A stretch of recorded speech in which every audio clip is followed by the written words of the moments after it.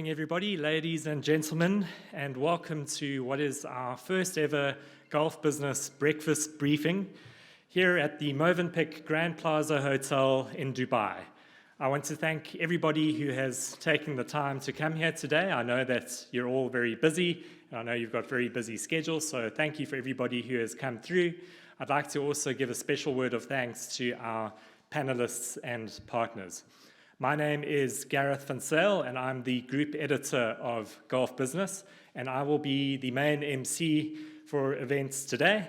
So if you get a bit annoyed, please have a go at me during the session. I want to also congratulate Motivate Media Group, which has turned 45 years old. In fact, yesterday we celebrated the 45th anniversary at our offices. And I want to give a special word of thanks to Ian Fairservice, who is the founder of Motivate as well. Ian has been driving force behind Motivate over almost 5 decades, and he's helped to turn this company into one of the best media companies in the region as well. So thank you very much, Ian. I'm sure that you'll be watching this. There's also a second very important milestone, and that's that Gulf Business is turning 28 years old this year. So that means that it's been around for almost 3 decades. Now that's 3 decades of high quality business journalism that we've been producing for this region. It's a much needed service in a part of the world that is growing very, very quickly. And to get to our panel today, which is all about tech trends impacting the business and real estate sectors. The UAE and Dubai is the perfect place to have this discussion. It's really the intersection between business, real estate, and technology. The UAE is also the first country in the world, and currently the only country in the world, to have a Minister of Artificial Intelligence. In terms of a recent GSMA study on 5G connectedness, the UAE has basically been ranked second in the world in terms of the kind of high-speed connectivity that it has on offer. Also, all of us here have been through the Dubai airport, where we've often had to go through a biometric screen in order to get through to our next point. And I think that never ceases to amaze me every time I go through it. So from an e-governance point of view, this is really one of the leaders in the world. And as part of our event today, we're going to be discussing some of the key trends shaping this industry. So from the rise of artificial intelligence through to automation, the rise of cloud computing centers across the region here, PropTech, and then, of course, the general state of the real estate sector here, which has been booming in the last 24 months. So in terms of the key people who are going to be on our first panel, I just want to give a special word to them and a word of thank you as well. So on our first panel, we will be having Taha Benssiba from Oracle. We'll also have Vishal Kapil from GMG, John Casey from TaxReady.ae, Sunil Pierre from Huawei, and Mohit Pandey from Seagate. On our second panel, which will be moderated by Atif Rahman, the chairman and founder of Oro24, we will have Faraz Al-Masadi, who is the founder and CEO of FAM Properties, Alex Zagrabalny from Revolution Group, Fiba Ahmed from Beirut, and Louis Kazam from Prosper Real Estate. So what I want to say is that this is not going to be our first and last business breakfast briefing. We are going to have many of these in the months and years to come. And I would like everybody here just to follow us on golfbusiness.com and on all our social media channels to keep posted on those events as well, where we'll be posting about them and putting out invites. And then also in September this year, we've got our biggest ever Gulf Business Awards yet, where we will be celebrating the best in various sectors, from construction and real estate through to technology, finance, and much more. So we'll also be talking a lot about those events in the coming months on our website. So please keep tuned into all our channels. So coming up next, we're going to play a video that's going to recognize Motivate Media Group's 45th anniversary. And then thereafter, Manish Chopra, the esteemed publisher of Gulf Business, will also deliver a few words. There's just one thing that I want to add as well. At the end of the session, we will have a QR code on each of the tables that you can scan. That will take you to a survey page where you can also give feedback on our event. Thank you very much, and look forward to some insightful discussions. Thank you. Good morning. Marhaba. Ahlan wa sahlan. Ladies and gentlemen, Welcome to the first of the many Gulf Business Breakfast Briefing, the top tech trends impacting businesses and real estate, where innovation meets inspiration. Before we unleash the brilliance that awaits us, let's shake things up a little bit. Stand up. Stretch those legs. And introduce yourself to 5 new faces around you. Think of it as a networking with a side of cardio. 1 minute on the clock, starting now.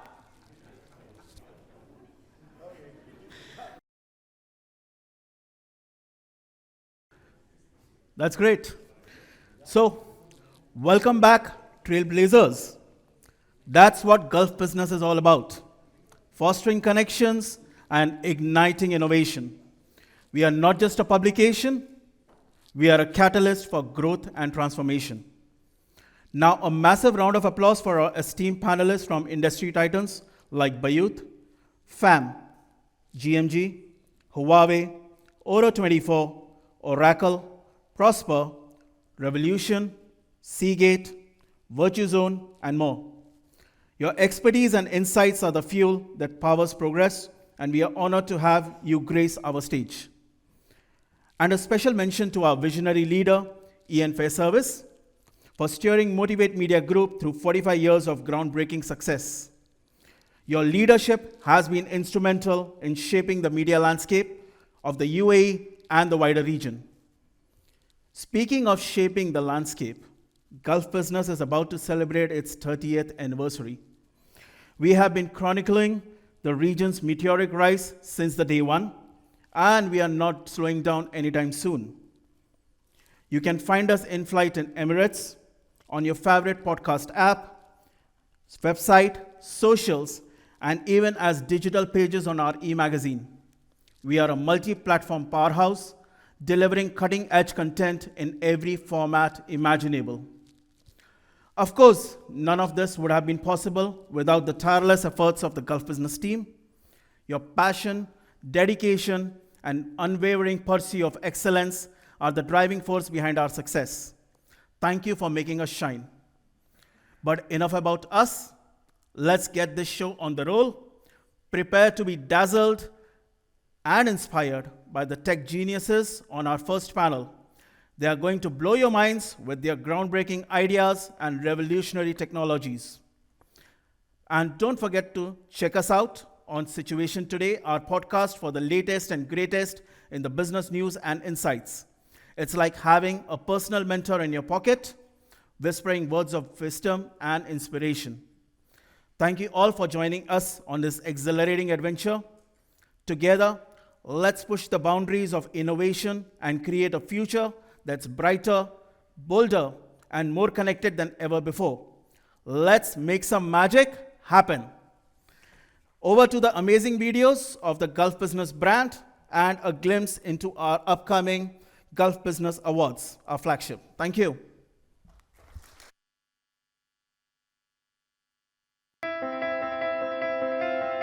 In the dynamic landscape of the GCC region, one publication has been the trusted companion for businesses, industry leaders, and professionals for over 2 decades.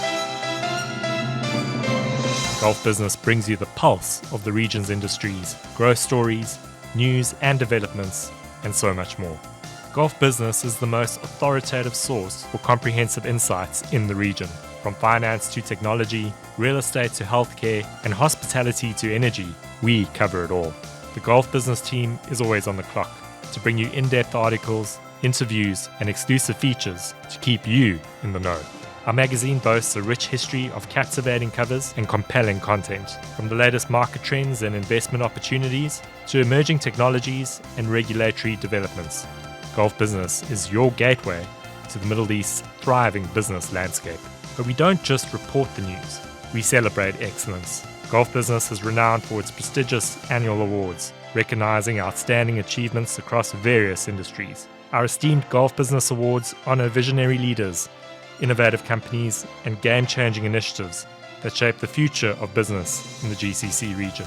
In the digital era, Gulf Business goes beyond print. Our online platform provides instant access to breaking news, industry analysis, and exclusive interviews, keeping you connected wherever you are. For more than 2 decades, Gulf Business has been the beacon of business intelligence in the GCC region. Join the countless professionals, entrepreneurs, and industry leaders who rely on us for timely, accurate, and relevant information. Gulf Business, celebrating a legacy of presenting news beyond the headlines.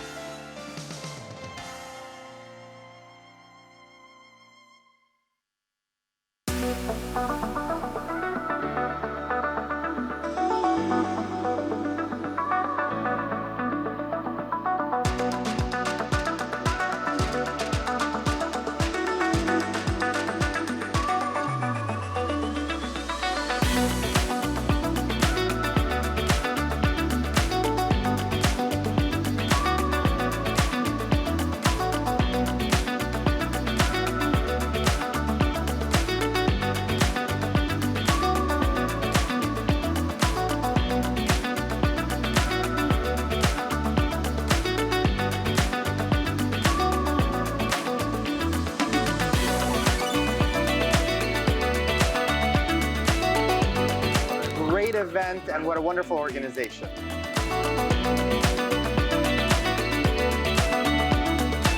Definitely try to continue to innovate, disrupt, and do my best to make sure that I remain deserving for this award. Glad to be honored by such a big publication. Really honoured to be up here and having been given this fantastic award. It's an honour to receive this award on behalf of GMG.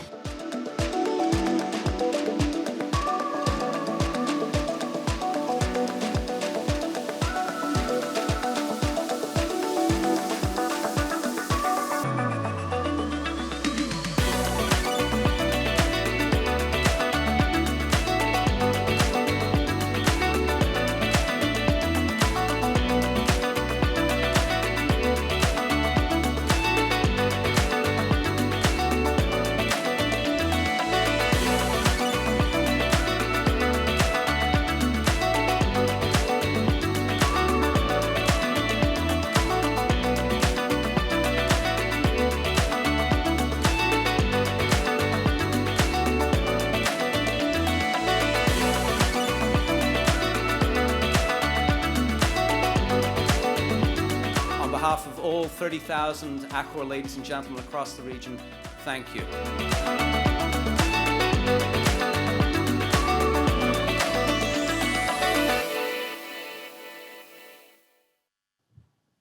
Great. Thank you to the Motivate Media team for playing those videos, and I hope that everybody's going to get excited about our 2024 awards that are coming up.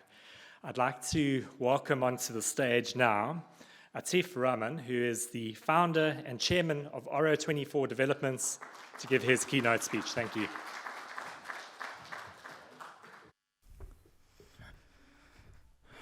Right. Good morning, everyone. It's nice to be back in events from busy schedules and meet some old friends. And let's get started. Now, I don't want to make you guys feel that you've just landed from Mars and start talking about the real estate boom, because I think every media some of the other media is talking about it on a daily basis, the real estate boom. So if I start talking about it, I'll end up making you feel that you've just landed from planet Mars, right? And if I don't talk about it, it'll make me feel like I am just landed from planet Mars because everyone's talking about it. So I think it's important to continue the legacy and talk about the real estate boom in Dubai. And I'll just throw in my point of view. We've got some great success stories and great friends over here from the real estate industry. Firas is here, Alex here, Fiba is here. You know, they've been doing some great work, and they've got different point of view on the success. I'm sure they're going to bring it in. But let me just ask you all, what do you think is the current growth story of Dubai real estate? I was just looking at numbers last night in preparation of the keynote today, and I was absolutely pleasantly surprised. Now, I took a median of 2017 2018, 2019, and 2020 data, right? So 2017, 2018, 19, and 20 data of sale value, volume, and value. I combined it together, took the average, and then I compared what is happening in 2023 and 2024. Can you give a wild guess? What do you think is the growth percentage? How many of you feel it is 100% growth in comparison to those years and what is happening in 2023 and 2024? 100% growth. Just one. Okay. 2 people for 100%. 200%? Okay, 1, 2, 3. 300%? Right. Wow. 400%? 500%? You know why everyone's talking about it? Because if you go by the value of real estate transaction, taking the median of these years as a data point, it is 875% growth. That's some growth. And if you go by volume, it's 576%. Now that we have amicably agreed that neither you or me have come from planet Mars, I think let's continue talking about the boom and the reasons why it has happened. And if you go through the data in deeper detail, I've got 2 great people, great success stories who play with data. So I just get sneak peek into this, every time I talk to Firas, he's full of data, man. You know, he's loaded with data. And I was just going through the surface. I'm imagining how much data are they sitting with, how much of industry, data point they are having. It's phenomenal. And it is a phenomenal growth. And I think on this note, we got to understand what has led to this story, the success story of Dubai. And in my own molecular opinion, I feel there's two era of Dubai success story. His Highness Sheikh Rashid and His Highness Sheikh Mohamed. His Highness Sheikh Rashid, who created the foundation for the growth that we're seeing today, and followed by His Highness Sheikh Mohammed bin Rashid, in my opinion, the finest leader ever born.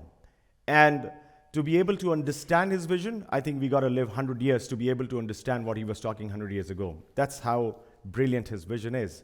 And if you still do not understand, by the way, the party is still due from Motivate Media. Congratulations to Ian and Gareth, Manish. Congratulations for completing 45 years for Motivate Media. Ian was looking so young. He was looking like a young boy over there. And how the journey has progressed for Motivate Media Group. Look at them. 45 years ago, they came to the city when it was absolutely sand. Maybe a couple of 100,000 people, that's it. And still, there were leaders who were charming enough to attract the potential people to come and live in this city. Now, we might think that the boom is happening right now and it is just about organically happening. No, it's not like that. There's something I remember preparing for one of my speeches long ago. There's something called Harris Master Plan that was created for the city of Dubai in the 70s. There's a British architect, John Harris, who was hired by His Highness Sheikh Rashid. In fact, almost called back from the airport. He was leaving Dubai. And he was called back by His Highness Sheikh Rashid to come back to the city and create the master plan. And Dubai was built on something called Harris Master Plan, right? And if you think that trade or luxury is happening right now, let me remind everyone that if it was freight forwarding or trade or luxury, Jebel Ali Free Zone, Trade Center, and the Burj Al Arab was all built in the previous century. Before 1999, it was already in existence. And then obviously, we came in. A lot of us came into the city. The freehold era started. And rest, I think, is history. It went through its own share of ups and downs and what not happened. And see where the city is today. Started from a Harris Master Plan. Today we are talking about 2040 Master Plan. I still remember going back to 2004, 5, 6 era when used to be real estate booming and it was community master plans. You used to get community master plan. And sometimes on a lighter note, I say this is not boom. We saw a different kind of boom. You could convert a 5 million into 50 million overnight during 2007 and 8. That's how crazy the market was. That was some kind of boom, right? And in comparison to that, this is still 875% is not a great boom. It's just about normal. Now, while all this is happening, we got the gift of 2040 master plan. Tells you how the government has been thinking, planning ahead of time, which continues to grow the city beyond everyone's imagination. Did a fantastic crisis management. And again, I don't want to be repeating the points that has been spoken about, acknowledged, celebrated by the whole world. 2040 master plan delivers a more vibrant community, doubles the greenery, enhances the business opportunities over here, increases and improves the mobility in the city. That's what we're talking about, the city of the future. That's what Dubai is. And that's why I don't think anyone can stop talking about the growth story of Dubai, which is phenomenal. And it's again happening in a backdrop when the entire world is suffering. You have economies like Japan, UK, Germany going into recession. There's a complete turbulent economic atmosphere in the rest of the world. Now, while the weather has been pretty sunny, let me just bring in a little bit of cloud and talk about certain other elements. While that is happening, we got to be responsible business people and talk about the risk. While everything is great about the city, in my opinion, I'll just share my thoughts. I think the real estate boom is not riding the economic boom. The economic boom is riding the real estate boom. There are certain opportunities that still needs to be tapped into innovative real estate, redesigning the master plan of the city because the city is for the future. There is expected correction in the market. In my opinion, it will be a plateau kind of situation where the market should just hit the ceiling and then have a very soft correction and then continue moving forward from there. And I'll tell you why I feel like that. But before that, I do feel that there is real estate risk and there would be debt default risk and there would be construction risk too, because in my opinion, a lot has been launched. And the question remains, do we have the capacity to deliver the real estate that has been launched in the city? Now, bringing you back in the sunny weather, the good news is that we live in a city where the government is always ahead of the private sector. The rest of the world, it's always the private sector leading from the front and the government is just trailing behind. But Dubai is a very unique story. Now, let me throw another set of very interesting data to all of you. Do you know what is the landmass of UAE in comparison to the whole world? Now, 83,000 square kilometers. And I will have to refer to the note because I think it is 514 million square kilometer for the 510, sorry. That's why I wanted to refer to the notes. 510 million square kilometer. That's the planet Earth. On that, UAE is 83,000 square kilometers. That makes it 0.016%. The population of UAE, 10 million, over 8 billion people, makes it 0.129%, right? That's how big we are. Land size, 0.016%. Population, 0.129%. And yet, if you did a survey across the globe, how many people want to come to Dubai? Half of the world wants to come to Dubai. That's the reality. And obviously, it is fueled by the government policies, the growth story of the city, which has been extremely resilient. It is driven by a belief system, not just sentiments. It's driven by governance. It's driven by future government, not just a trailing government. That is what makes Dubai a unique place. While we see these as unique opportunities and the growth should continue with minor corrections, we must understand there is a role of technology that needs to be played. When we look at the real estate and construction industry, the third industrial revolution, the least benefiting industry was real estate and construction. Now, that cannot happen on the technology side. The government is doing its bit, and a couple of days ago, His Highness Sheikh Hamdan launched the Chief AI Officer for 22 government entities. That's how the city thinks. It was the first one to create Vara.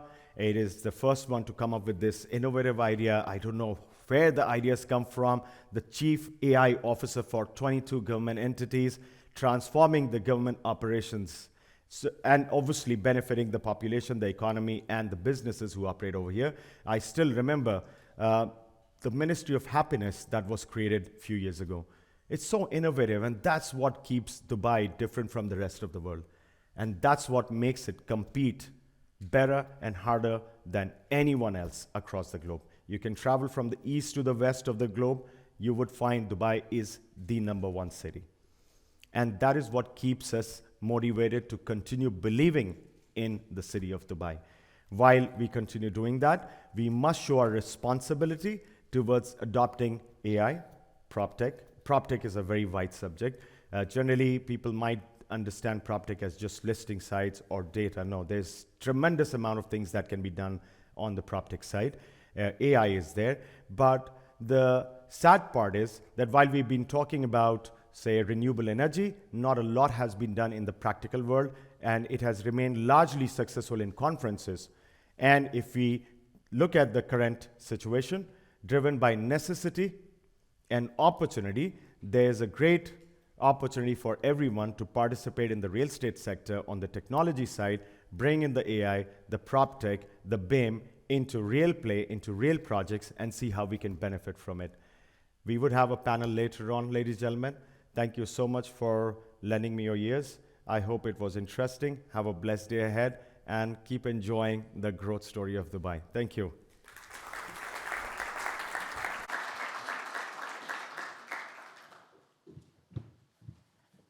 Great. Thank you, Atif, for those great words. I think this is the great thing about these events. We all come here to network and learn, and I found it interesting, especially regarding the numbers that you mentioned in terms of the growth of the market here. And I think that there's a saying everywhere else around the world that regulation often lags innovation, but as Atif has alluded to, that is certainly not the case here. So thank you very much. Right, so we're now ready to introduce our first panel, and I'm just going to call some of the panelists up onto stage. So our first panelist is Taha Benssiba, who is the head of AI for Europe, South and Middle East and Africa from Oracle. Taha, if you can please come up on stage.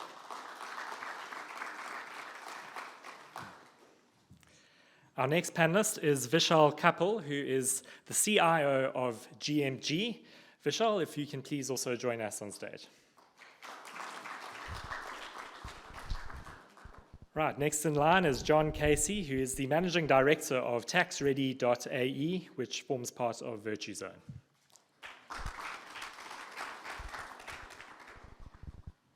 And then we have Sunil Pierre, who is a Director for Industry Sections at Huawei. And our final panelist is Mohit Pandey, who is the Head of Sales for the META region at Seagate Technology.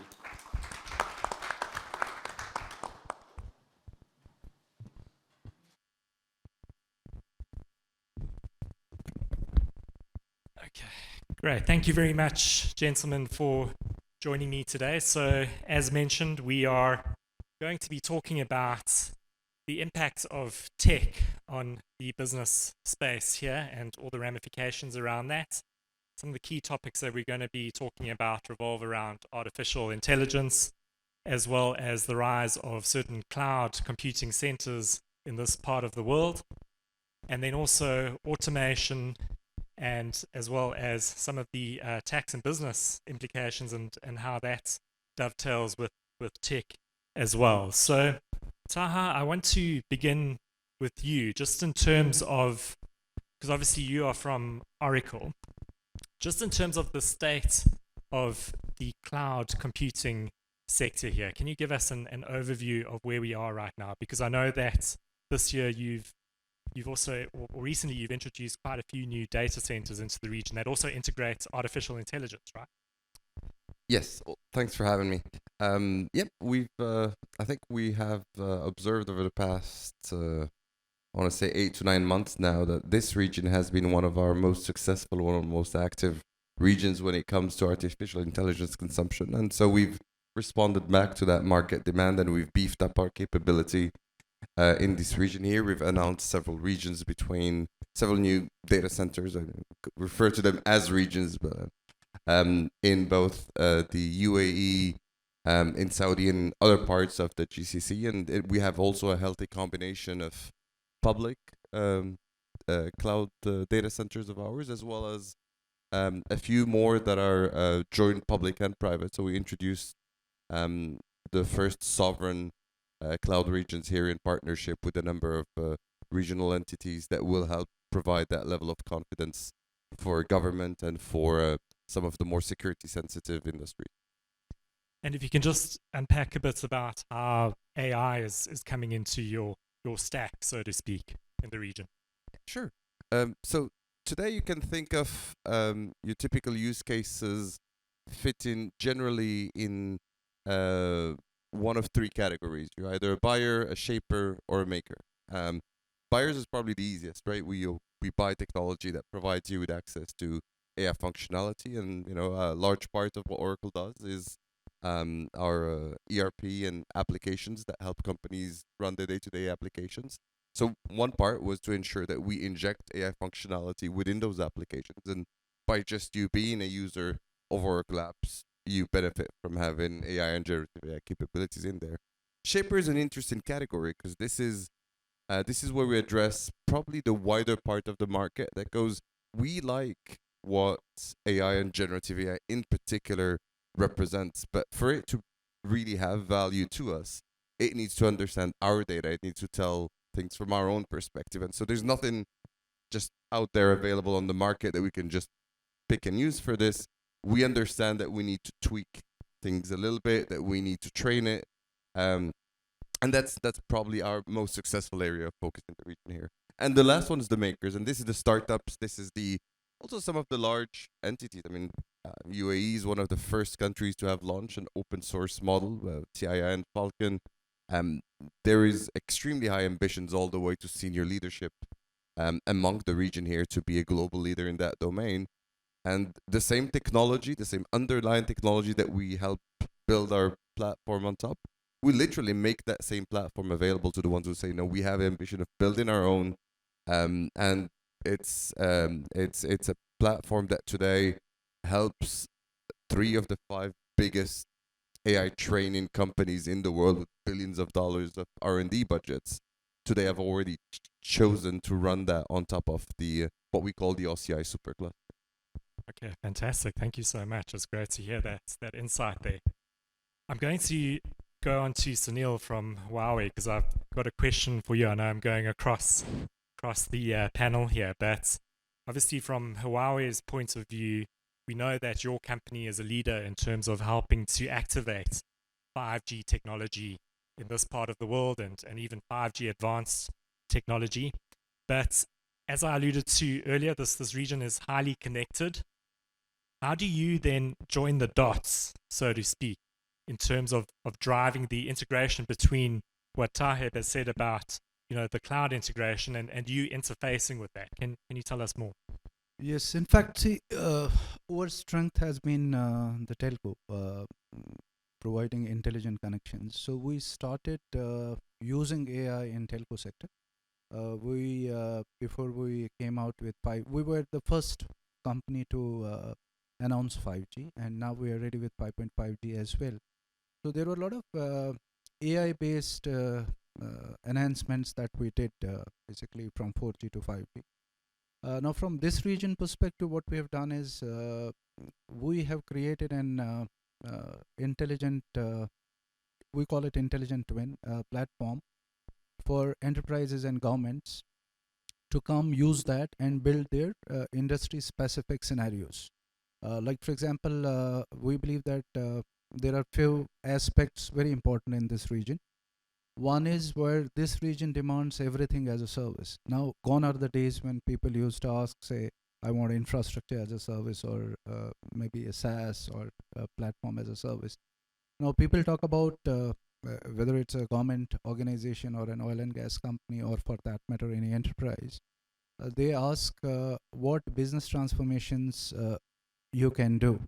And we believe that you need to have basically collaboration across 5 tech domains. Like you have the compute, you have cloud, you have connection, which is 5G, AI and application. So building intelligent applications and making sure that you solve customers' business problems and offer it on a cloud. Cloud becomes a sort of platform to offer these services.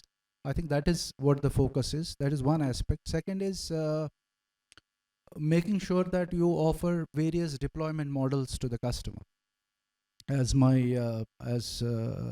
he mentioned that you cannot tell the customer that, oh, I have a public cloud, just take the services, because this region is heavily regulated. You have those data residency and data localization regulations which are there. So offering options that can be offered on premises, maybe a hybrid or a private type of cloud, so that customer has various options to choose from.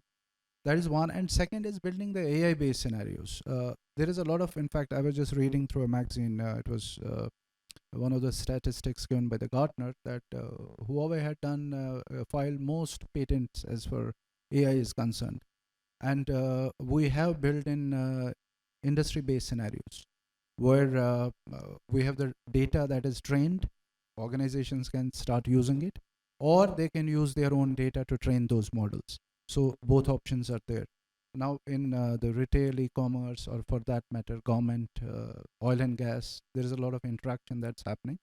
And these industries are completely transforming. So we are building more and more use cases, even for that matter, financial sector, to make sure that we, not only in this region, we build these use cases and replicate it across the globe.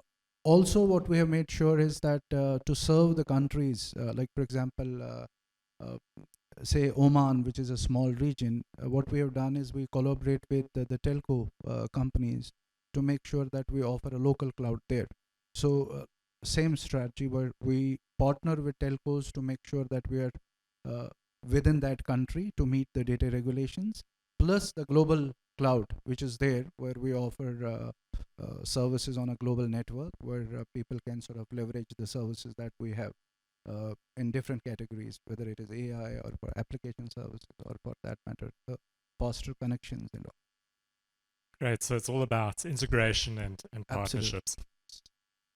And Mohit from Seagate, I'd like to come to you now, just in terms of, obviously you come from Seagate, which I've always known as this company that makes hard drives, but obviously you specialize in server equipment as well, correct? And so what are you seeing from the enterprise side, just in terms of the points that these two gentlemen have alluded to? Obviously, we've got this rise of connectivity, we've got this rise of data centers in this region. Are you seeing more demand on your end for some of the more enterprise offerings that Seagate has? Sure, thank you. Good morning to everyone. As my co-panelists talked about cloud, first of all, we are a proud hard drive company, but we are a storage solution organization. That's how we are known as worldwide, and we are dominating that space globally.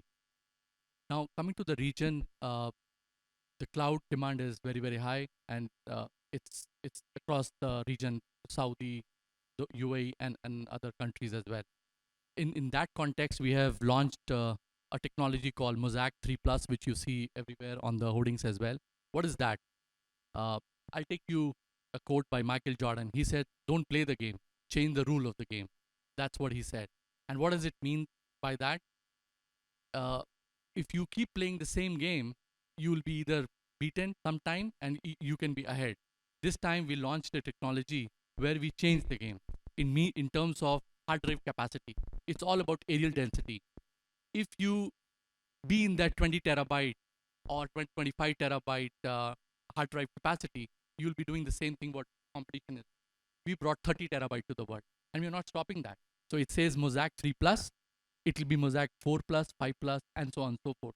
We have a roadmap for 100 terabytes of data.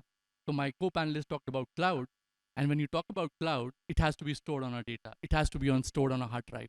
We don't think that way, that the end result, that the data is getting stored on a hard drive, and that's where we come and we bring that to the world.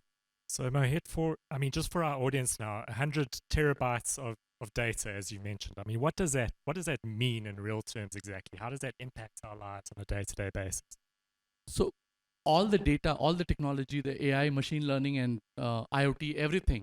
You talk about new technology, you need to store that data, and for that end result, you need a hard drive, right? And that's where we are increasing the areal density of that, the scale of that, and with that, the total cost of ownership comes down, the cost.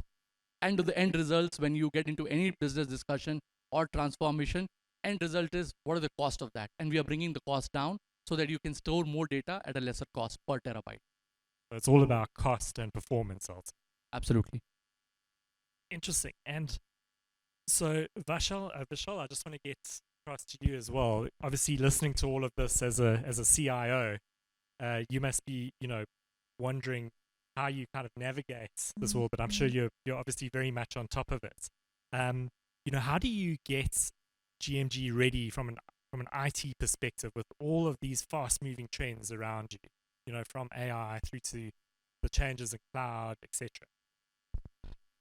First of all, thank you for having me here and be part of the breakfast session is amazing.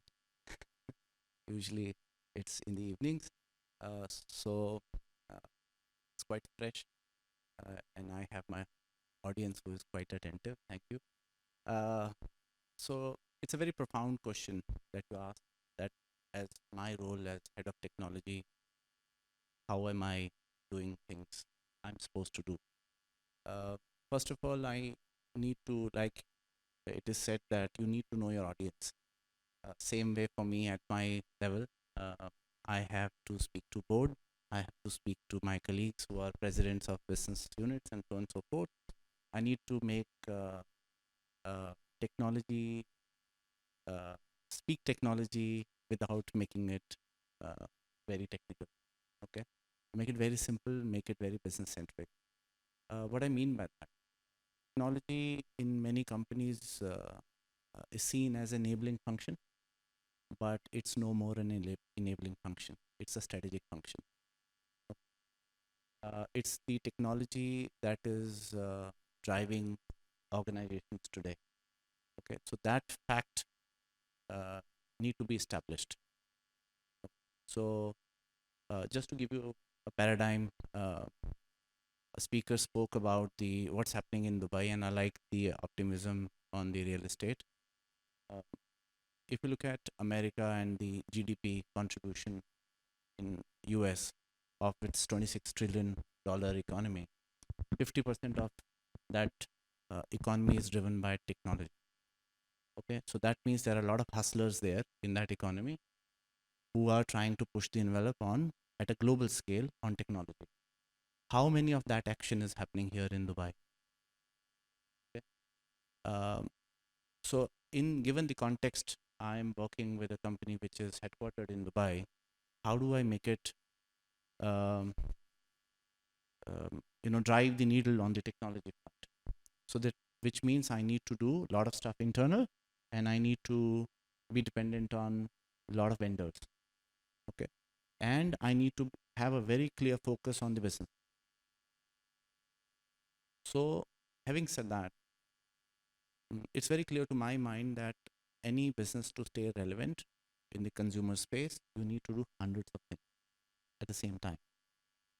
Okay, so if we have opened as a company a store in Singapore recently for Nike, which is one of the biggest store after Dubai Mall here in the region, it was my belief that customer doesn't like you.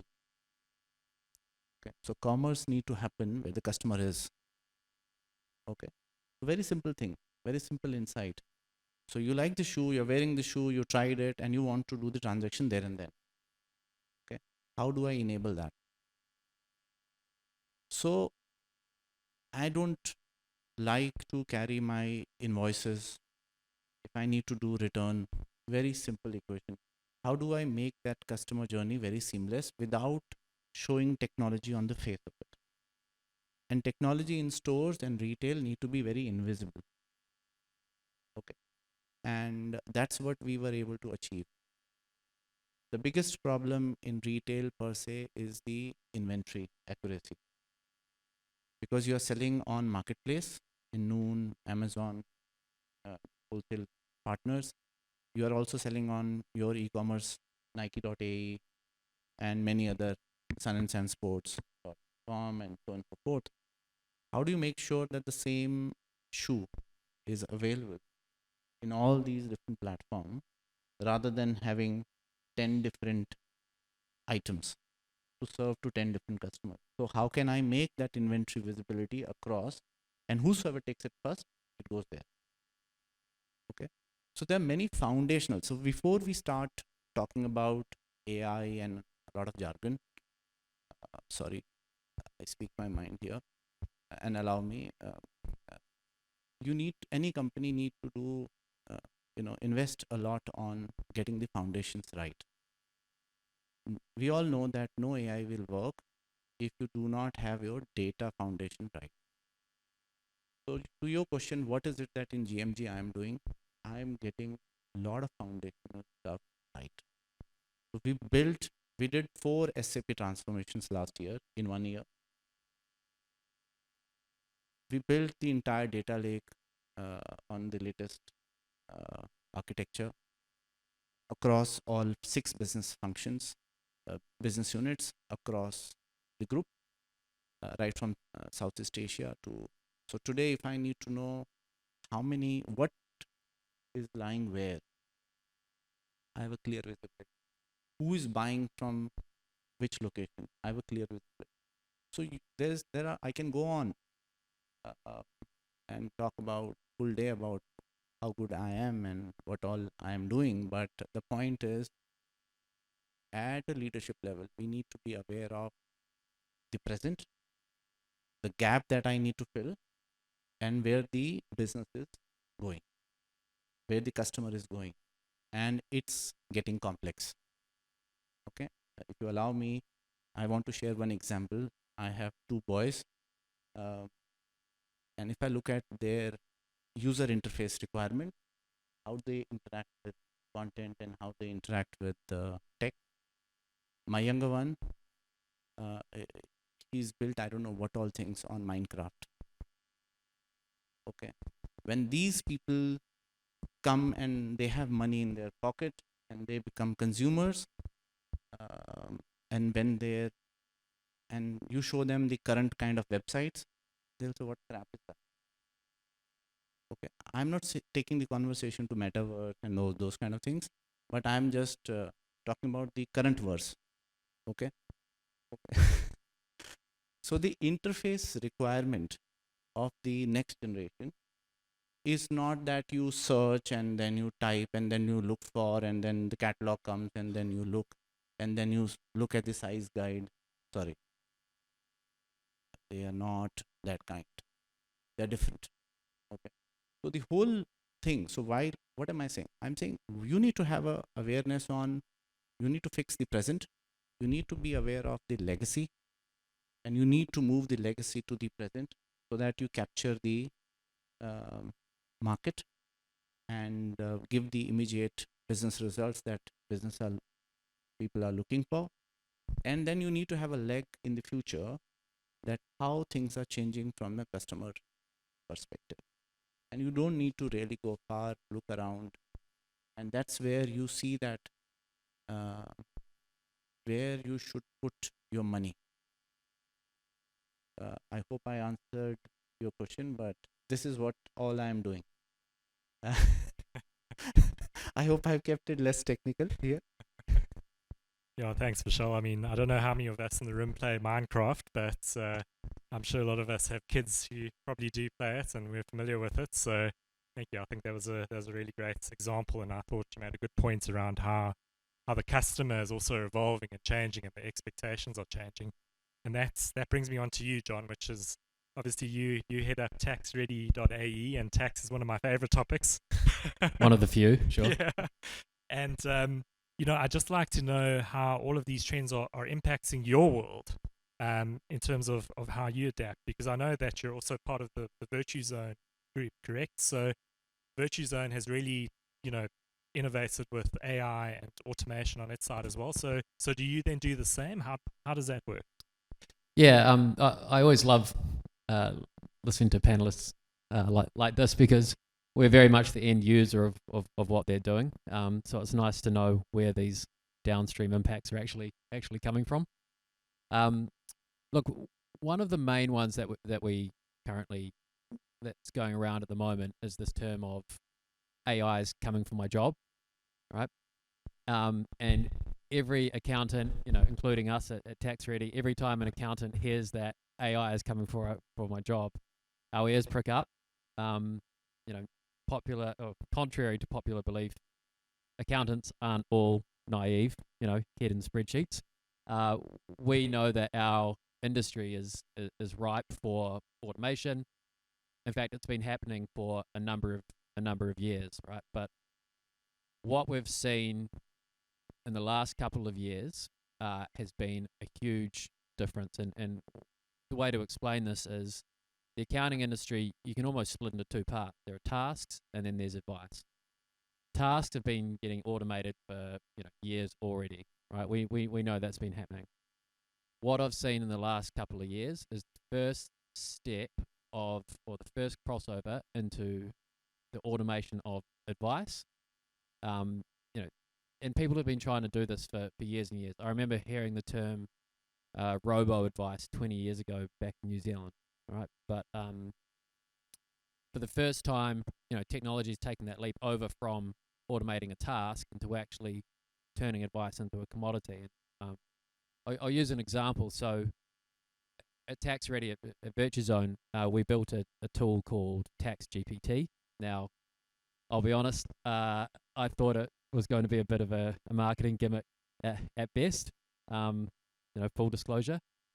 But we built this thing and I started using it and I was amazed at just how accurate the outputs were, and this was a real sort of eye-opener for me because what we've now done, and it's going to be the same for the legal industry, it's going to be the same for financial advice, all of these service industries, all of a sudden we've taken out an entire layer of what our employees currently do, right? So yes, for the first time I hear that, AI is coming for our jobs, and I'm like, oh, actually, I think it probably is. There's always going to be the bespoke piece, which is complex, but I think this is the first time that we're actually seeing that start to creep into commoditizing advice. The irony is, we send our clients to TaxGPT, for example. They haven't quite caught up in terms of adopting this. So I will sit down in a meeting with the client, and the client will say to me, yeah, I went to TaxGPT, it gave me this answer, but I just wanted to speak to you and make sure it's right. Right now, the irony is not lost on us, I think that that's going to catch up very, very quickly once people become used to this, and then once that happens, you're going to see a huge segment of the accounting industry and financial services industry drop away. I think that's a good point because it's about using AI more as a co-pilot rather than letting it just file your tax returns for you. Exactly. And so I think we've probably got one more round of questions that I can ask quickly, and Taha, I'm just going to get back to you as well. And what I'm interested to talk to you about is some of the hyperscale cloud services that you guys are doing in the region as well. Can you just explain to our audience what hyperscale is exactly and why it is so important? Yeah, sure. A hyperscale effectively refers to the capability of allowing an organization that would typically have gone and built their own data center or rented a data center from a local organization and say, you probably, whenever you design these, you design them for a certain scale, for what you believe is going to be the maximum thing. And that generally comes off of a certain set of expectation about how good your business is going to do. Imagine your Uber in your very early years, right? And you go, and your objective was just to say, we want to give an alternative to the taxi hailing in New York City, and that was your sole ambition. If you had gone in and let's say created your technology infrastructure and your capability the more traditional way, right? The moment you realize actually there is 100 times more demand for what I do, not just in New York City, but in all kind of different other countries, you would be held back by, well, hold on, I can't scale up. This was not designed for this type of scale. Uh, Funnily now enough, there's a lot of niche little ideas that suddenly gain a lot of regional or sometimes even global popularity.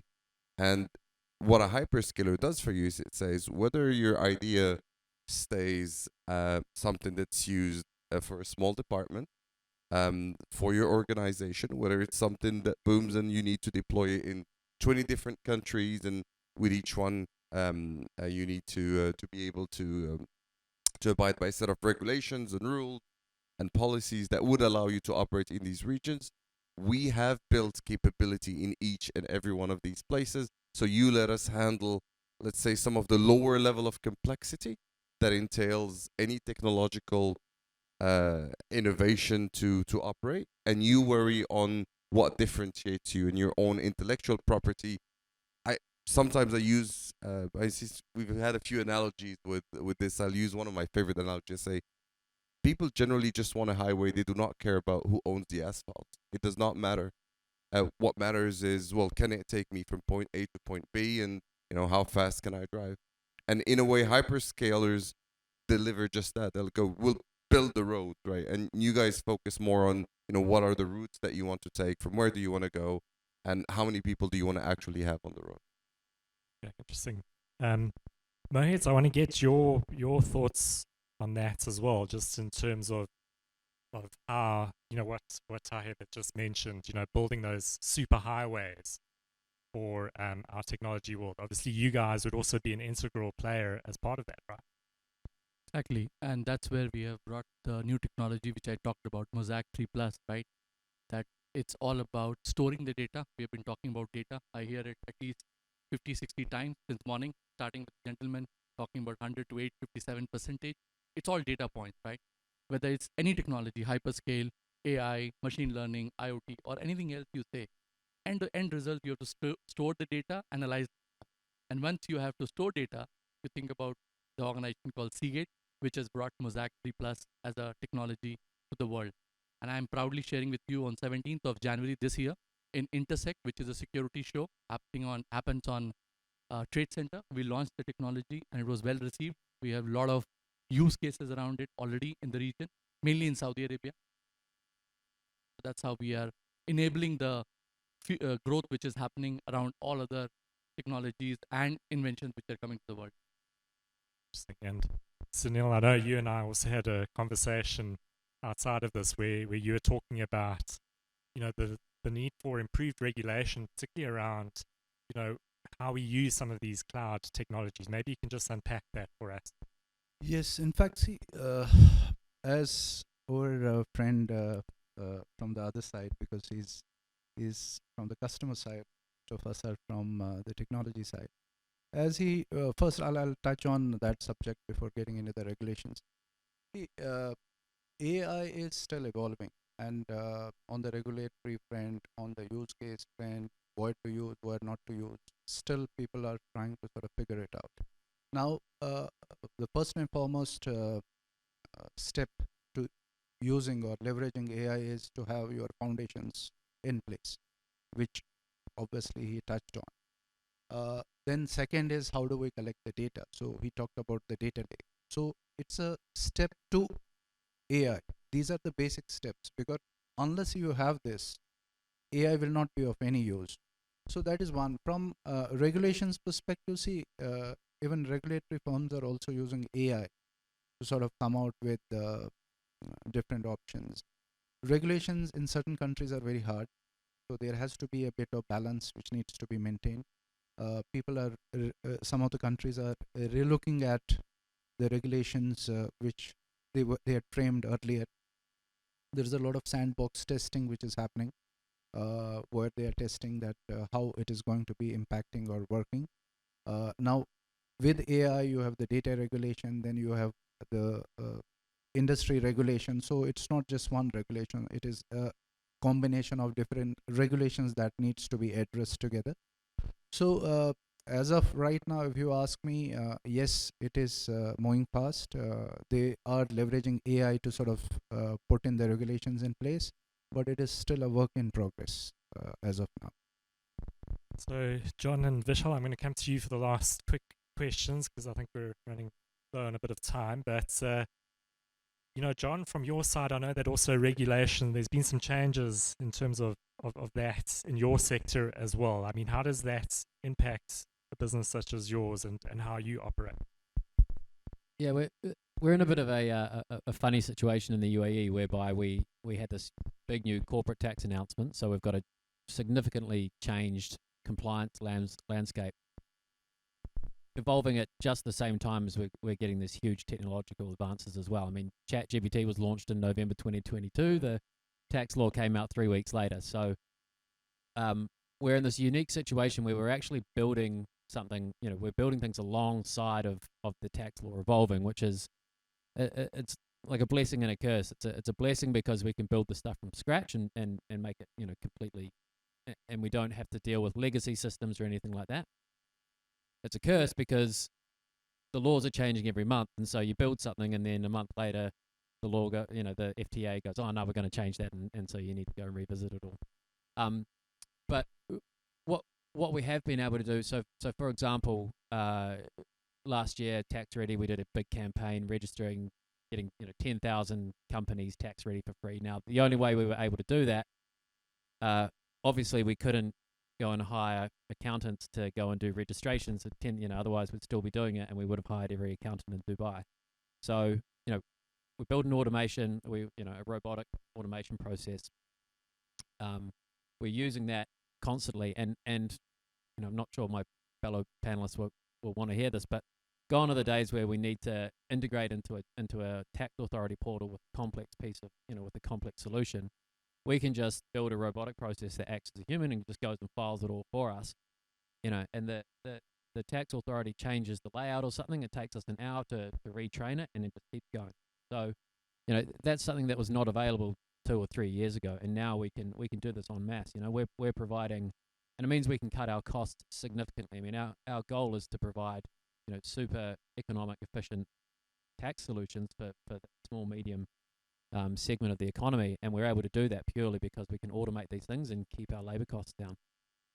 Thank you. And Vishal, just building on that point that John has made around the impact that AI and automation is having, that's obviously one of the key trends that's emerging in the last 2 years, right? How do you manage that trend? And I'm also curious to know whether you're perhaps seeing any security risks out there in terms of actors or bad actors that are using AI to try and infiltrate an organization, many corporates are. Yeah, so I just want to build on what he said.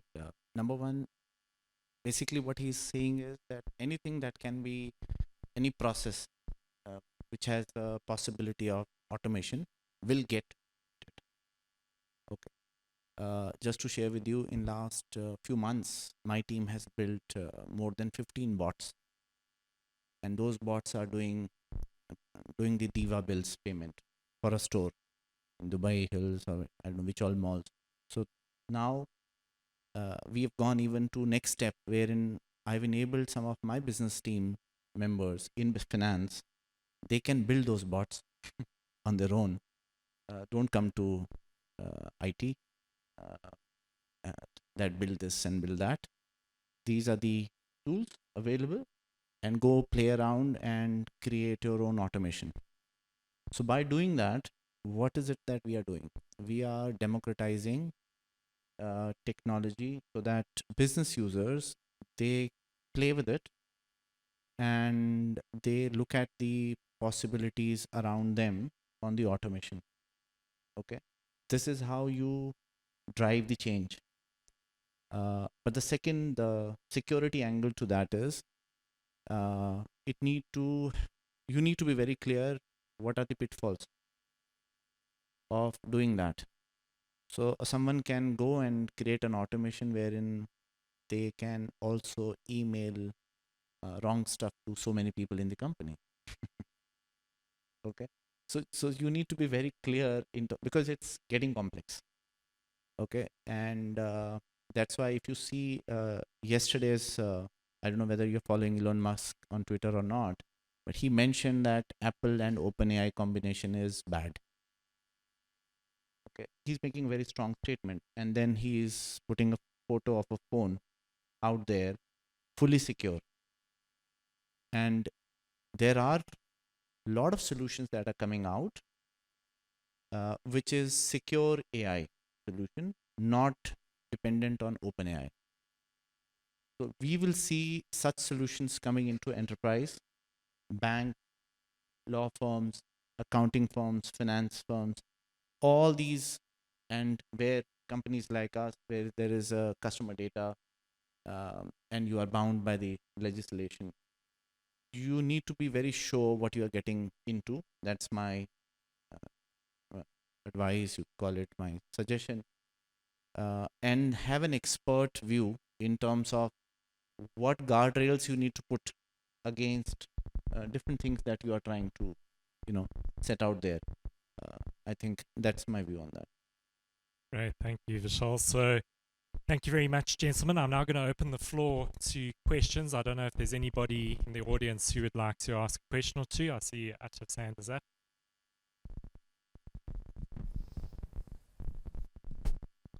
Good morning, everyone. Lovely listening to all of you. A little known fact about me is actually I went for graduation in computer science in 96. I do construction and real estate because that's what my grandfather and my father taught me.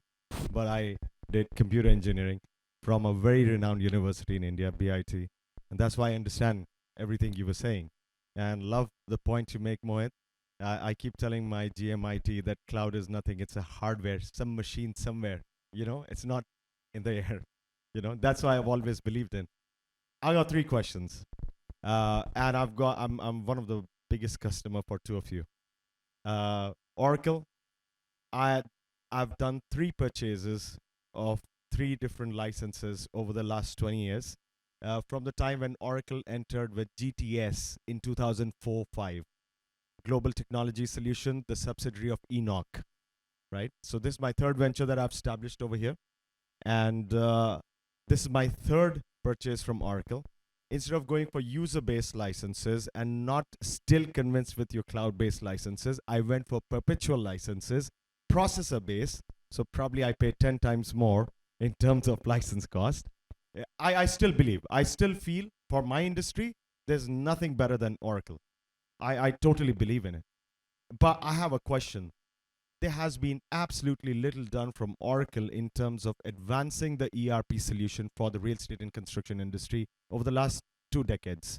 And I'm saying it as one of your oldest customer and the most repeated customer, because 3rd purchase and I moved from user to processor. I saw Vishal, getting surprised because you would do the maths on the AMC cost, you would know support cost will shoot up, right? So it's not just upfront that I paid more. I continue to pay more.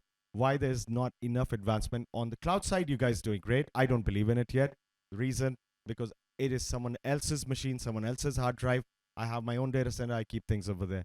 Why not enough is happening on your legacy product, right? My second question to Huawei. And Sunil, we have a lot of technology from Huawei that we've taken, but I still would love to see a company like Huawei, and I really believe in some of your products, amazing products. It's transformational. We have implemented in our headquarters on Sheikh Zayed Road. Why aren't you guys entering into the real estate and building management side? What is happening on that side? My 3rd question to Vishal, I totally agree with you. And I was having this conversation yesterday with my GMIT on how we need to converge and limit the use of technology, because you end up buying servers and then expanding the servers and then having a DR side. And then, you know what I mean, right? As a CIO, you know how it can really divulge your expenses and technology. So, and the threat of AI. I mean, time will say whether Apple and OpenAI is a good collaboration or not. Simple question. Do you think AI should be limited only to the B2B sector, because there is a lot of threat? And I'll tell you, is I got bots for doing the bank reco on the ERP, But then I realized that things can go wrong, like you rightly said. So in your opinion, do you think it should be limited to the B2B sector, protecting the B2C sector because it is thrown open and there's nothing called machine learning? I was doing algorithms in 96, 97 when it was still on Foxborough and C#. So there's no machine learning. It's algorithms, right? So do you think it should be limited only to the B2B sector? I think I fill up you guys with a lot of questions. John's going to feel left out now. You have a question for everyone, and then you left the gentleman in the middle. It's all right. I know tax is boring. It's fine. No. I mean, yeah, I have to. Keep digging. Keep digging. It's fine. I mean, I'll happily go. I think generally the strategy of Oracle has always been whether you're on private cloud, hybrid, or on public, we always try to support customers regardless of this. There's always going to be customers like you feel, look, I've already built something, I feel really comfortable, and I simply do not believe in the other alternative. And probably one of the very few tech companies that has always made that statement true, saying we will not try to shove you down a product and say we're shutting this down, so you either move to the new thing, and you swallow whatever concerns you've had, join the club, or that's all we'll do. I think the difference in what you're perceiving right now is that it is generally, even from an R&D standpoint, it's always a lot easier to push any new innovation to cloud because it's a singular code base that everybody else consumes. And so what you're noticing is that the pace of innovation that goes is higher. But if you look back at how often you used to get releases for anything on-prem, that has not changed. That cadence is still there. So every 3 years, you get a major patch. Every year, you get a couple of minors. It's just that your frame of reference now is different. You see the guys who get a new release every 2 weeks, and they get the latest and greatest of features. And on your end, there's more struggle. So trust me, I do understand that bit, and I do know that we still have quite a significant part of Oracle that's still working like day and night only on ensuring that our software stack on customer sites still runs. The challenge that we'll start observing is that some of the capabilities needed to run those new features demand a very different type of hardware that needs to be present. And most of our customers are unable to source, for example, the high-end GPUs that our friends at NVIDIA produce, well, for all kind of different reasons, export control, sometimes it's just the upfront capital cost. And these tend to slowly, gradually become prerequisites to, well, why do you have now a feature that says populate job description in your ERP on the cloud, but you don't have that for the part on-prem? We could really push the exact same code. The problem is we know that by doing it, one of the prerequisites is you getting access to a type of hardware that is extremely expensive and extremely hard to find. We would push that, and then the deception will just be even higher because now you go, I'm not able to use it. So instead, what we're trying to do is to say, how can we make that capability run on traditional compute? It might not run as fast, right? And it's no difference than, I really like what you've said also about cloud is just someone else's computer. I was one of the first people who quoted this to some of my own customers. I believe in being self-critical, as being one of the only way to advance the way you operate. And one of the challenges today is to bring all of these large language models that do 1 million things into smaller language models that are really extremely good. They're experts in a small area, and therefore do not need the type of crazy hardware that's necessary to operate. So that in turn, even our on-premise customers are able to get the new capabilities that they want. So it's just coming at a pace that you probably were very comfortable with in the early 2000s, and now you want it the same way you want your iPhone updates. And yeah, our frame of comparison, unfortunately, is what making innovation on-premise appear slow, but in reality, it's always the 3 years. It is true, and yeah, reliability is a thing we take great pride of, right? That's the one thing we know that I think 9 out of the 10 biggest banks in the world, I think we've done a study of every industry, have run and keep running anything that's mission critical on our platform, because that is a reputation that you acquire for a longer period of time. can't blame it. It's a big market out there, and there's definitely pros and cons to all platforms. Yeah, if I need to answer your question, I'll simplify for everyone's understanding. So see, you maybe any business, if they are accustomed to see cost line X in their P&L for tech, let's suppose, is so such and such. They want it to remain same. Okay, many companies, and it's the responsibility of the tech leader in any company to unpack and make it very simple for everyone. There are many things you have on-prem and on cloud. So, and then that's one equation. The second equation is when you are in a capex mode and you are growing business and you want to enter into new business territory, you are doing acquisition and so on and so forth. There's a lot of capex that you are doing. Okay. Then there is an appetite to do something new. So in the overall budget, you have lights on cost of the legacy business, and then there is a capex amount of thing, and which will become lights on next year, like AMC and cloud cost, so on and so forth. So what happens is, if you have, let's suppose, 100 dirhams and you have lights on cost 80 and 20 is your area which you are using for your innovation or any new thing that you want to experiment and do something. Next year, because you did capex this year, this 80, and you want to keep the same 100 dirham, this 80 will become maybe 90 as your lights on cost. So what happens is, your ability to do something new is just 10 dirham. Okay, 10%. Because you want to keep the cost same. I'm not talking about you, but in general, many companies think that way. So what happens is, the more companies are in that model or in that mindset, your ability to remain innovative company and transformative company reduces. Okay, so just reverse it. It's a hard question to be answered. That how do people have the lights on cost lesser and lesser over a period of time, and keep enough money for the innovation and the new things. Okay, and that's before your CFO comes and asks for 5% back, right? That's yeah. So there many. What you're saying is blame the accountants, basically. Yeah. No, I'm not saying that. I'm just giving you a perspective. What I am doing in GMG is that if I have, let's suppose, X headcount, I'm just sharing an example. And if there are pressures, okay, reduce this money and all of that, do the optimization. Because see, every business will ask for more bang for the buck. Every business. Okay, whether it's company A, B, C. Then as a leader, you need to be very, very innovative in terms of, it's not that automation applies to business, it doesn't apply to my business.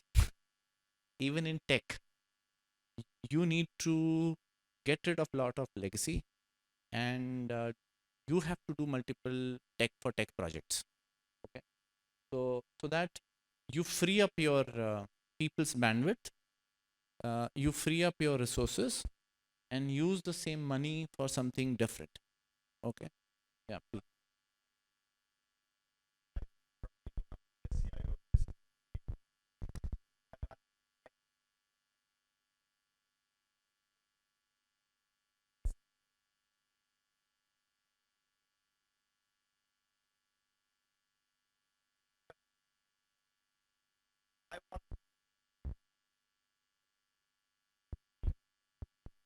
Yeah, okay, sorry, I didn't answer that. So I'll tell you. Sorry, Vishal, we're running out of time, so maybe just so maybe I'll on that. speak to you separately, but very quickly. AI is not going to be limited only for B2B use cases. There is a lot of things that companies need to do on the B2C side, including their company. Everyone need to know, because they're doing such an amazing work. People need to know what's happening. They put a query and somebody wants to know what's happening in the Gulf business overall space. What is the GDP of this, data? There's a lot of things every business have to do to stay relevant, what I said earlier. So in my view, it's B2B, B2C, B to B to C, C to B, all these models, it will be relevant. And it is going to be part of our life. It already is. And it is just the beginning. Great. Thank you very much, gentlemen. I think we need to move on to our next session. Thank you very much for the insights and for the questions as well. So I'll cut it short with since we are short on time. I think we need to do a session with you on what new we have come out in. There's a lot of things that's happening. Maybe share some use cases and then see how relevant those use cases can be to you. Take it. Great. Great. Thank you very much, gentlemen. We're about to begin our next keynote address, which is by Faraz Al-Masadi, who is the Chief Executive Officer and co-founder of FAM Properties. Thank you very much. Thank you very much. Right, good morning everyone. Thank you very much for having us today. I think great substance from the panelists earlier and from our superstar Atif. So thank you very much. Well, look, I'll keep it very short. I'm not actually a tech guy or a data guru guy. The credit of everything we do in terms of tech and data is to my brother, Fatih, who spearheads that FAM Properties and DXP Interact. But I am a guru in monetizing opportunities. And obviously, one of the biggest opportunities today is tech and data. Now, I'm going to share with you 2 cents on the real estate market in Dubai that I hope you'll be able to monetize it if you are related to this industry in somehow. So what's happening today in the market? Q1 2024 is actually 65,000 transactions, which is double Q1 last year and triple Q1 of 2022. And in terms of the value of transactions, it's double the value of 2022. So today, I think we recorded 186 billion worth of sales transactions. And I think May has also smashed it with 45 billion worth of sales. And here are some factors that I think fueled today's real estate market, and I hope it will fuel the sustainability of the market. So I think number 1 is inflation. People are realizing it's no longer a secret or a sophisticated topic that the mass don't know about. I think everyone is feeling the heat and everyone feels that the value of money is actually diminishing, and the value of their money when it comes to the purchase power is also devaluating. And I think there are so many ways to invest their money, but real estate is the simplest. So if you keep your money in a place, in an asset as simple as just a land that needs 0 operations or management, we've seen it doubling and tripling in Dubai. To give you an example, one of the lands on the canal side was bought for 400 dirhams per square foot, 400 dirhams on the GFA per square foot. Few years back. This year, it was sold for 1,700 dirhams per square foot. So from 40 million, it's 100,000 square feet, it was sold for 170 million dirhams. That's like insane, and it's literally effortless. Obviously, you have to do your due diligence on the buy side, but then there's no need for maintenance. Everyone's involved in the real estate somehow, somewhat. So you're either a tenant or a landlord. So inflation is 1. 2, I think Dubai has cemented its global positioning like never before. I think the entire world wants to be in Dubai.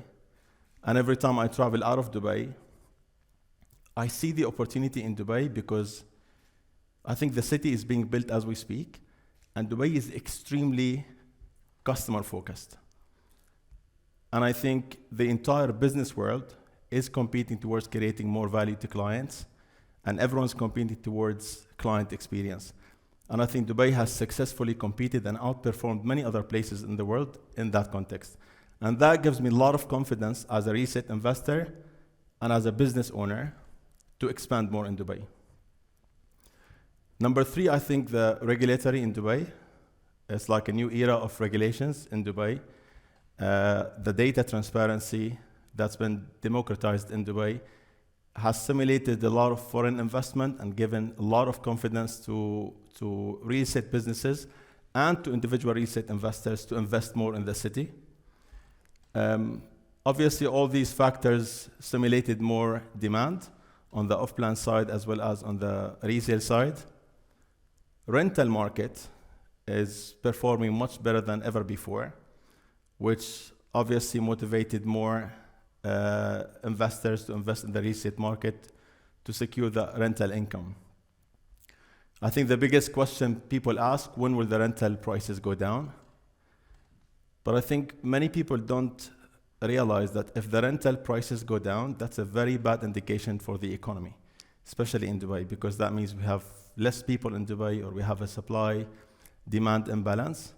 And I think if rental prices go down, many people will probably lose their jobs. The economy will be much slower. So I think long as the rental market is healthy, which what we're seeing today, the market will continue to thrive because the real market is the end user market, is not the off-plan market. I think the off-plan market is an amazing opportunistic market, but the real market is the resale market. And when it comes to where we are today, obviously we're in all-time high in terms of demand and supply in Dubai. And as Atif has mentioned before, we can't just focus on the positive side and not think of the risks and the possibilities because we're in all times high demand. And I want to give you one indication that you need to keep an eye on that really tells you where the market is heading to over the coming few years. I think the biggest indication, if you want to measure the risk of the real estate market in Dubai, is the gap in price between the off-plan market and the resale market. The bigger the gap, the more risk I see. Because the off-plan market is driven by investors. Dubai had never ever suffered from selling off-plan properties because they have an amazing brand name worldwide and everyone wants to have a piece in Dubai. But when it comes to the handover of all these units, if you don't have enough end users, it means your rental market is suffering, it means income is suffering, it means people who bought on the off-plan, they have high expectations when all these projects are handed over. It means the sentiment of the resale market and the rental market will be suffering, and that obviously later on will hit the off-plan market. So far, when you look at the roads in Dubai and how busy the roads are in Dubai, it gives me a great sense of security because I feel, the market is more than ever before. I've never witnessed something like this in Dubai. I've been here for the last 17 years. And I think more than ever before, you see that the market is actually moved by end users. Despite the new inventory that's hitting the market, still rental prices are being really high as compared to before, because I think before it was unrealistically low. So the demand and supply is, I think, the most important equation. And I think now tech is moving everything much faster than before, or the pace that used to move at. And I see the real estate market is becoming brutally competitive on the data front and the tech front. Because now you can produce just so much more than what you used to produce before. People are not working lesser hours, but people are producing a lot more than before. So with that being said, and the real estate market being like the cornerstone of the economy in Dubai, I think the coming 3 years will be extremely interesting because Dubai has cemented a new position, and I don't see any severe cyclicality that we've seen in the past happening over the coming few years in Dubai. I just hope that everyone, Atif, I was having a discussion with him 2 days back. He said something amazing. He said they want to develop not what they can sell, because he knows they can sell anything they develop, but they want to develop what they can actually deliver and deliver with quality. And I think every real estate developer is responsible, has the responsibility towards that, because there are other risks involved in terms of construction, delivery on time, the end user experience once all these projects are being handed over. But also, I want to just touch on the regulatory side and what has really changed, because it's something many people don't maybe see or feel. Recently, in the last 3 months, there's a game-changing set of laws that came to place to do with regulating the online ads in Dubai. And you've seen, I think we have here the team from Beirut. I think they would maybe elaborate more on this during the panel discussion. But this has changed the game in Dubai. I think hundreds of thousands of listings or tens of thousands of listings went offline because it wasn't done properly by real estate brokers, but then it went live on portals as well. And this has regulated the supply. So now you have much lesser supply. So let's say you own a property in one of the towers in Dubai, and there are literally 5 units for sale. But then if every broker in town, if 500 brokers are advertising these 5 units, it means you have 500 units on the market, and that obviously impacts how buyers look at the supply and impacts the speed of making their decision to actually buy. So I think this is only the start. I think now Beirut, PF, myself, we're working closely with Dubai Land Department to take this really to the next level. To conclude, I think the market today is very healthy. I think everyone is aggressively pushing and scaling, including us in the company. But everyone, or most people, are careful, and they should be careful. I think people should not take overexposure, especially on the off-plan side, because off-plan is mainly driven by selling, getting the sales proceeds to fund the construction. That's what make or break the investment profitability on the off-plan side, which means if there's any slowdown on that front and people are taking exposure that they can't handle, they will be hit in a very big way. Yeah, didn't want to make it longer. I hope that you benefit from this and you will monetize it as well. Thank you very much.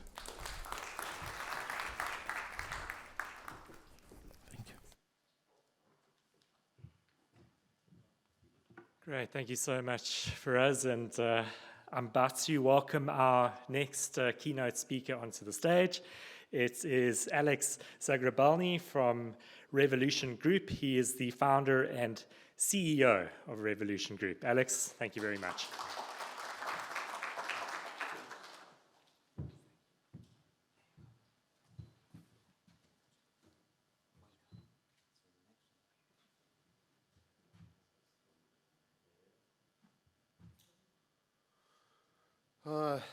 Let me introduce myself. My name is Alex Zagrabalny. I'm owner and CEO of Revolution Group. So I'm in real estate development for 25 years.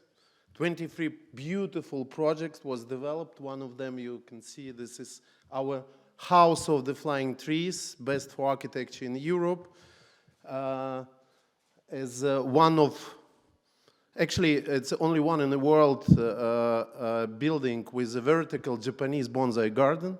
So when you're inside, this is a yard of this building, because the main facade is a historical protected by UNESCO building, but we combine, it's part of our approach. We always combine respect for the history, respect for the history of the city, together with most advanced modern technologies and with the highest level of sustainability.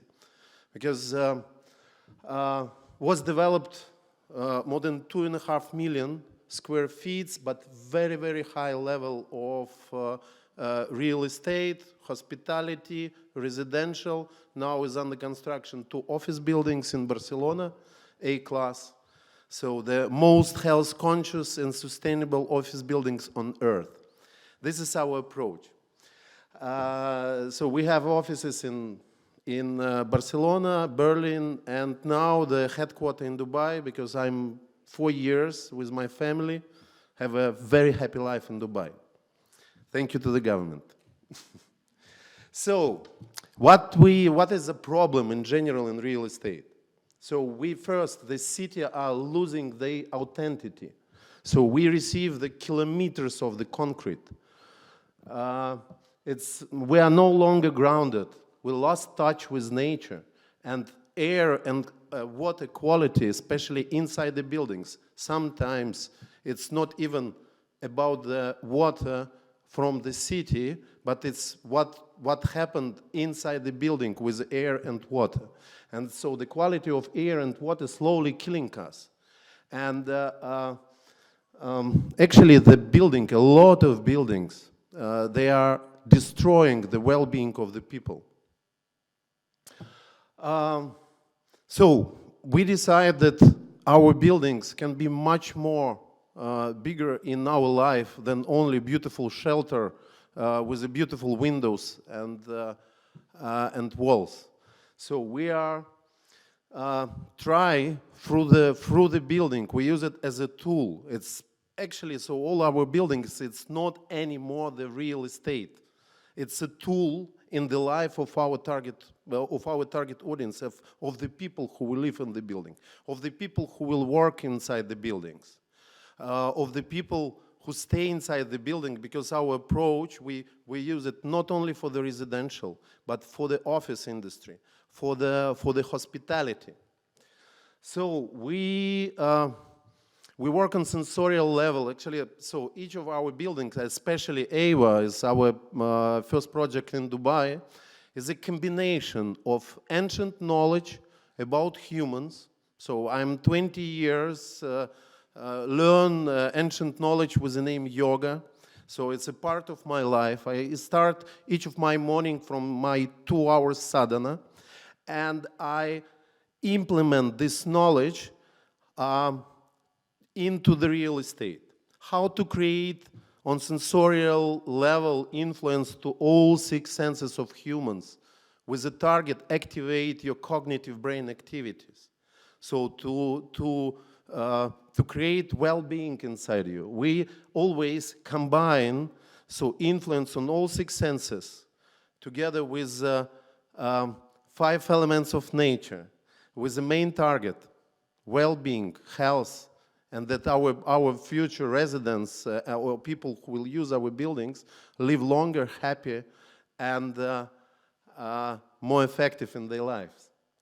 So you can see some of our real estate developments in different parts of the world. And AWA. AWA, I think it's the most health-conscious, sustainable, and unique building on Earth now. We received two months ago in London the best nomination for the best property on Earth in the world. So we won best residential in Dubai, then in MENA region, then in the world, and then between all the categories, AWA received the best property. Why? Because AWA, I call it building mother, building guardian, building guru. Highest level of sustainability. We have LEED and WELL Platinum certification at the same time. LEED Platinum is the highest level of sustainability. So our building consume double less energy from Earth than any other building in Dubai because of the quality of the facades, because of the quality of the internal systems, because of the management, so even AI management of the systems inside the buildings. I call AWA the next revolutionary generation of real estate. Yeah, because when I talk that AWA is a building mother, but mother with the knowledge and with a connection to the best minds, ancient knowledge, Vastu, Ayurveda, modern technologies, so about the efficiency of the facades, about the special approach even in the creation of the concrete. So we, for example, we use only 40% of the cement. So 60% is not affected. So our target even for next AWA way of water, to be the zero carbon. Yeah, and actually, so it's not affect a lot if your management of your construction cost is effective, so it can affect 5, 7%. And if we do the SWOT analysis, so that more effect is the time of the project than this difference in the price. So some of the, biophilic design, narrow architecture, the most advanced knowledge from our technocratic world, but always together with in the combination with the ancient knowledge about humans. How to create our buildings as a tool in your life. Not only, again, the just beautiful pictures, so beautiful walls and windows. What means Eva? Eva is, from Sanskrit, it means sacred love. But for me, Eva is the energy which combines all. Nature and people. People and city. Community inside. Ancient knowledge is most advanced modern technologies. So that it's a holistic approach inside the real estate. When the real estate is not real estate anymore. So, and of course, energy, usefulness, yoga, well-being, wisdom, and ancient knowledge, Eva. As we even create, so now we want, I want to invite everyone to be a part of Eva movement. So we are actually in real estate, we are magicians and sages. We can improve and change the life of our residents through their shelter, through the buildings, through the apartments. So Eva holistic system, narrow architecture, biophilic design, the highest level of sustainability, ancient knowledge. By the way, in one of my buildings in Riga, I implement in smaller scales, and I check first 15-meter pyramid from the crystals and semi-gemstones, which was installed inside the structure of the building. It's inside, it's like if you make the crosscut of the building as a cake. You will see, so inside this huge 15-meter organ pyramid, and in the center of this pyramid was located my apartment. I check on myself. So my mother loved to stay in my apartment because quality of her dream is increasing. She wake up with a fresh mind. So the mental education and development of my kids became so. I check it, and then in Eva, in Dubai, it will be first building in the history of civilization with 90 meters inside, well-being energy structure, 1,450 crystals, altogether 14 tons. They already in Dubai. The first slab, I think, will be next month. So we start to implement, we activated, so they, imagine, 1,014 tons of this ancient substance work with the target well-being of the people inside this building. And this will be like an engine of all of our buildings in the future. So the Ayurveda and yoga knowledge. So inside the building, even if you want to do your panchakarma, you can do it. We have all equipment. So we have a contract with the best Ayurveda clinic in Dubai. So only what you need to call your longevity concierge and ask. From 15 to 25th of June, I want to do my panchakarma. And they prepare all, and you don't need to fly to Kerala, for example, and lose the connection with your family. Yeah, because your family now in Dubai, your business now in Dubai. So these 2 weeks, you can be more effective in your life, but at the same time, in this beautiful, amazing biophilic design, you can receive all what you need to be more effective in your life. So, modern technologies of well-being and longevity, living quarter. So we, inside all of our buildings, we prepare the water, we activate the water. We create right clusters of the water. We reduce all negative information what water receives during the process of desalinization. We create 2 different types of pH. One for the showers, same as the skin. Second, around 8 for the drinking water. We activate this water. We create minus 200 charge of the water, because the main difference between water from the pipes from the city and inside of our blood is a charge of the water. Plus 300 inside the water from the pipes, and minus 200 inside our blood. So, and then we bring the liquid minerals is identical in composition as Icelandic glaciers, the most healthiest combination of the minerals. So after 1 week of drinking of this water, you feel energy inside you.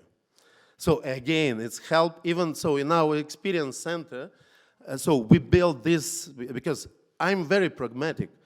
If I receive 1.5 hours more effective my people inside the office, imagine what kind of, how is growing efficiency of my company. Very pragmatic. But at the same time, this is a part of my mission. If through the health, if through their well-being, they start to think about their spiritual growth, this will be my secret target. So, service and well-being rituals, health and longevity protocol, and what else? Special air treatment to clean the air. So to ionize the air, we use MERV 14 and MERV 16 filtration system. I can block 0.3 microns, all the dusts, all the bacteria. So a lot of bacteria, even the COVID. So this the bacteria is bigger than 0.3 microns. So special treatment again, the mold and fungi. This is a very important, especially in the climate of Dubai. Yeah, because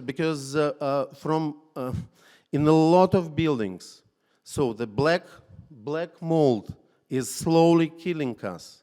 After 3 months, it became the part of our blood, and then what happened? That even this black mold can change your mind, so you start to be more aggressive. Health and longevity protocol, best longevity specialist. Now, Evelyn Bishop, she's, I think, in top 5 in longevity. We create the possibility to store your data from your personal checkups, or you're running inside the gym, so that then they, actually it's, again, connection with AI.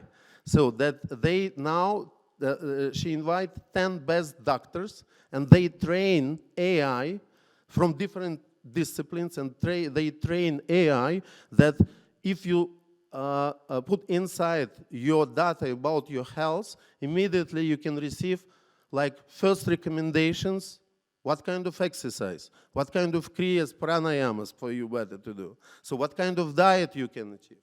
And actually, so amenity floor of our buildings is ready to support you in any of your targets for your health and for your efficiency in your life. We use again, so one of the best Vastu consultants. So we actually, so I understand that one of the first rules of Vastu is not possible that inside the cities will be 100% Vastu compliance building. Yeah, because it's effect.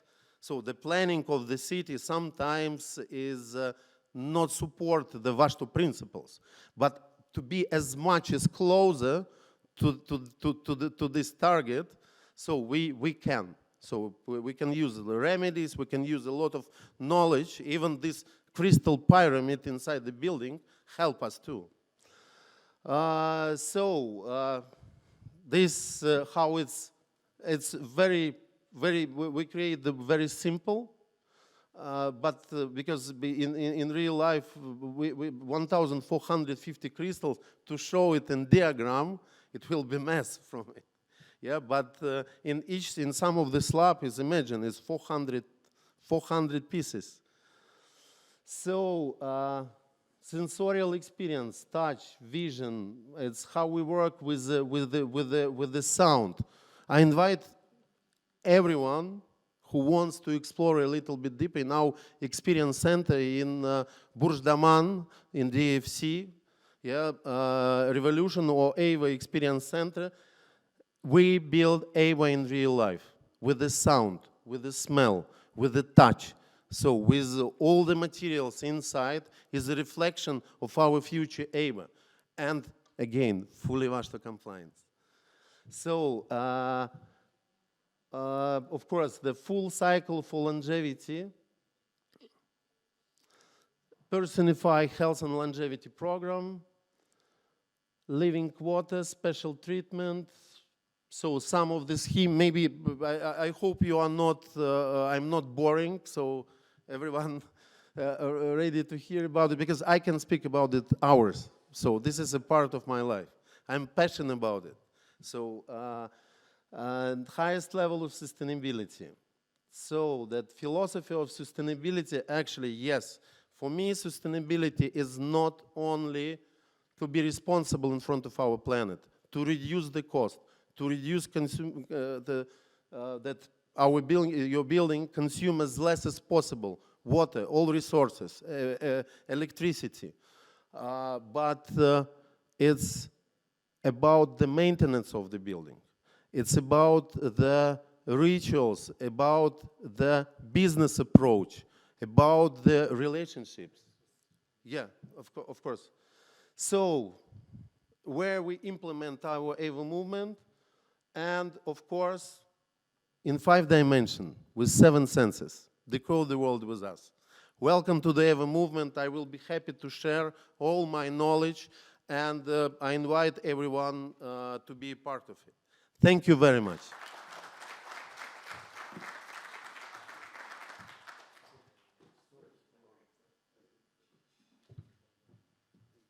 Great. Thank you, Alex, for that talk.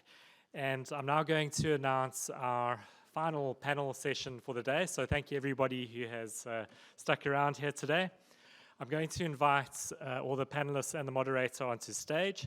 So I'm going to start with Atif Rahman, who is the founder and chairman of Oro24 Developments. Atif, if you can please enter the stage.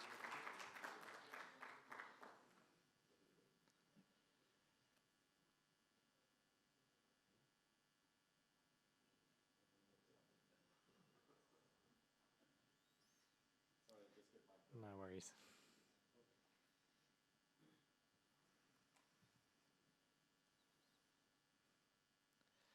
Okay, so while we're waiting for Atif to get mic'd up, I'm also going to announce some of the other panelists.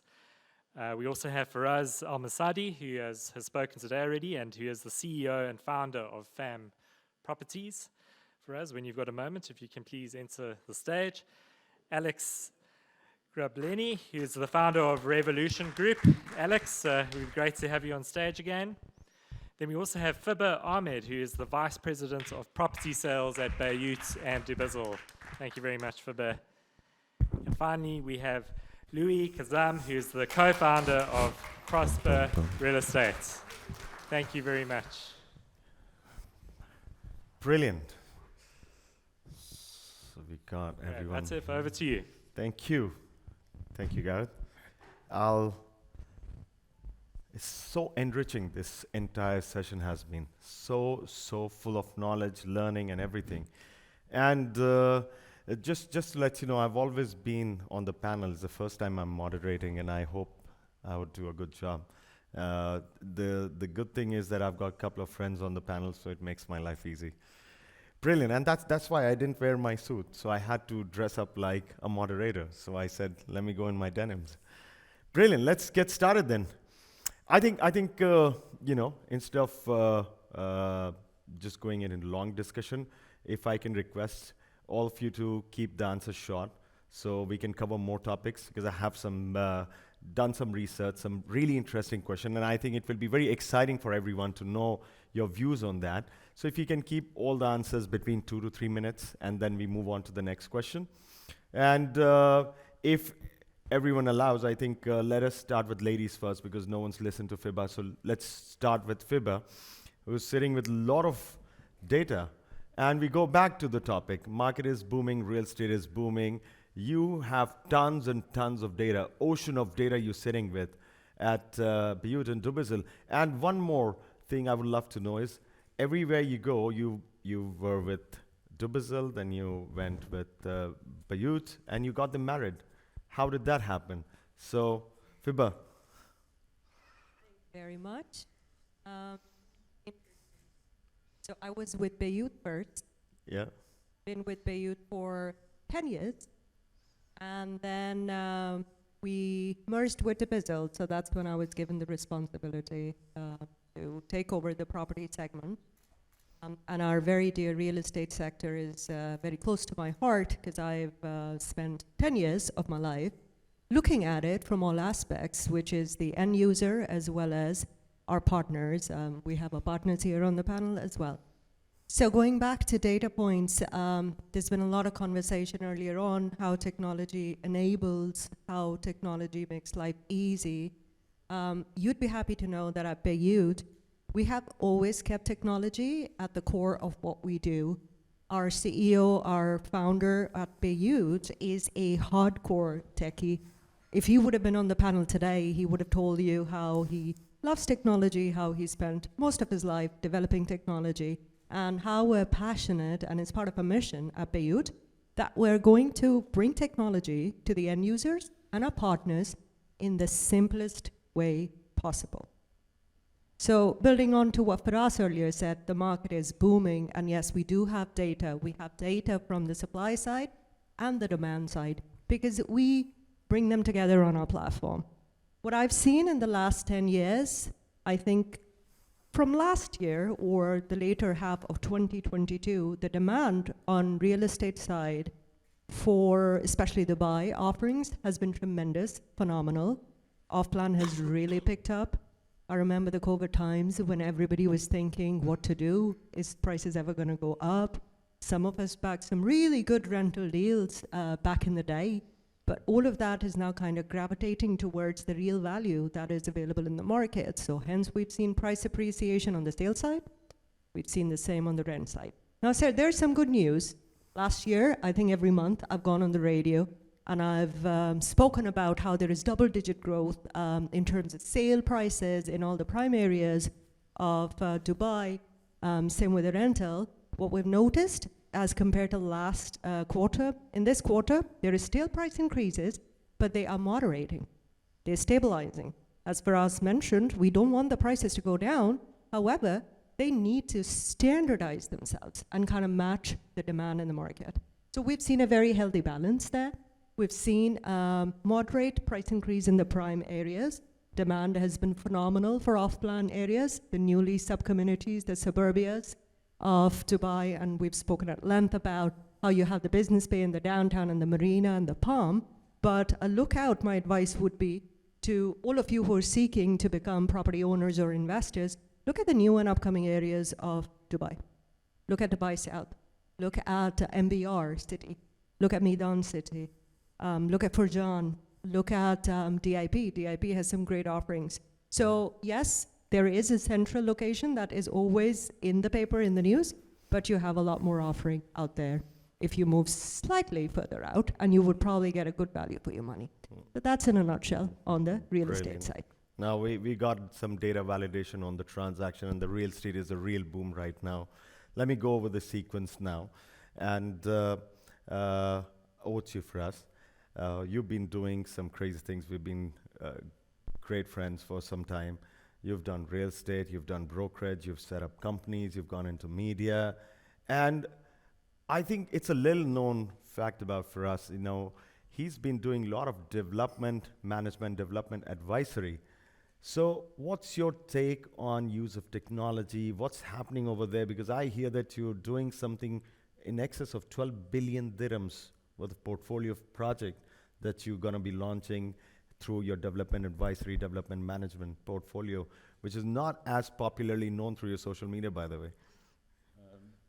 Yeah, I think I tried. I think I tried to make my speech as short as possible.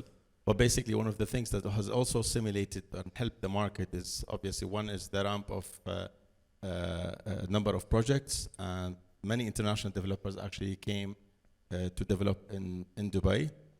And I think local knowledge and knowing the dynamics, whether we're talking about an international real estate developer who's coming to the city, or about maybe many contractors also saw an opportunity in developing, and they wanted to take a market share there.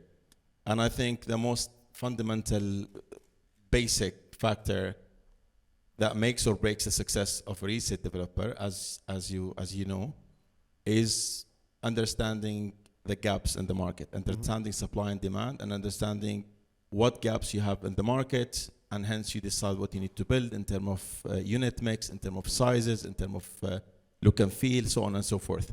And we've been in the past working with many developers on that angle, because I think we have the best of both worlds in terms of we understand what happens on the real estate market on the street, but also we understand the data side, and we talk the institutional language, the B2B language as well. Yeah.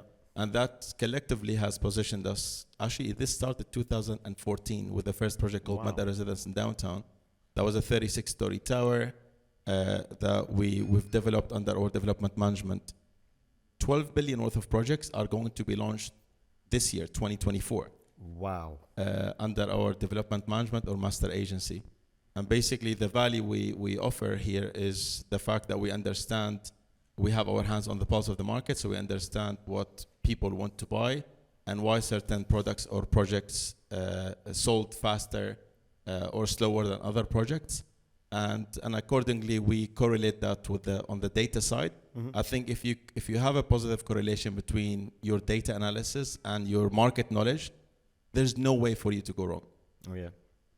And that's basically what's been working really successfully for us. So even back in 2015, when we, for example, developed Mada Residence, we looked at downtown back then. There was very little data in the market, but that's a good example. We had 10,000 units in downtown, out of which 2,000 units were 2-bedroom apartments, out of which 0 was 2+ made. Yeah. So we created Mada Residences, and it was every single 2-bed had a made room, and all the 3-bed had different sizes to what's available in the market. So from a developer sales standpoint, we didn't have a crowded exit. Yeah. All right, because if you want the 2+ made, it's only this tower. Yeah. And also that was cascaded and passed on into the investors. Yeah. And I think, we keep talking about the supply and the demand. I think Alex has very unique offerings now that is brought to the city. And when you talk about the supply and demand, it's a very important factor that the supply is not a repetitive supply. Right? So it's difficult. You can't just throw a blanket approach and say you have an oversupply. You have different segments within the market, different pockets, different locations. And I think it's the responsibility of the developer to ensure that they come up with a unique value proposition. They build something for an unmet demand. Because the value of any product, whether we're talking about real estate or anything else, is actually defined by the end user demand. If there's a long-lasting end-user demand, there's always long-lasting value for investors. That makes sense. People say this product is more for end users or this product is more for investors. Actually, whenever you have an end user, that's the place you want to invest in as an investor. Makes sense. No, totally agree with you. And I totally agree with that statement on supply, because there's a risk of oversupply everywhere in the world, right? But there's never risk of oversupply of good property. So coming to you, Alex, it's again, in a month, we're back on a panel again, we have a meeting due, and we're having a chat in the morning, and lovely to have known you. So Alex is a great evidence of what is happening in Dubai real estate, because he is doing real estate over the last more than 25 years, spread across 23 projects in Germany, in Spain, in Latvia, and since 2020 in Dubai. So you finally arrived that Dubai is the place, right? And this is where you want to be established. A quick answer. This is where you want to be. And then after that, I would love to know, because you're really disruptive in your real estate ideas, and you create a different level of sustainability. So if you can share with us, what does sustainability mean to you in real estate, and how do you achieve this through innovation in your projects? 2 minutes, yeah? I'll give it 3 minutes now. But it's whole holistic system. So again, quality of the facade. So you need to choose the materials which help, for example, not overheat the building. So the facade system, the glass systems, the quality of the glass, the quality of the materials, quality of engineering systems, the approach how to manage all these systems inside the buildings. Mm-hmm. So even AI help a lot. Mm-hmm. Then sustainability is, for me, it's about the connection with nature. Right. Of course, because we lose it sometime. And in all of our buildings, I try to reconnect rewild people, to invite them to rewild themselves. And sustainability for me, it's not only about reduce the energy consumption, but it's about relationship inside the building. Mm-hmm. It's about relationship in business. Mm-hmm. It's like holistic, huge approach. Sustainable must be everything. Brilliant. Now, it's lovely answer. Sustainability is bringing people back to nature. That's such a beautiful answer, and I expected that from you, Alex. And I agree, because we are developer. We're doing developments, and every time we go to the site, we see more than 200-300 birds who've started residing in the trees that we planted. It's even before the site is completed. So we had homeowners moving in before the actual real estate homeowners, arrive. And it's always a pleasing sign. And that was a beautiful answer, sustainability, connecting back to nature. Brilliant. Loy, you've been in real estate. You've done a few things with the developers, and then you ventured in your own business. So in your opinion, what do you think, how long would this boom continue?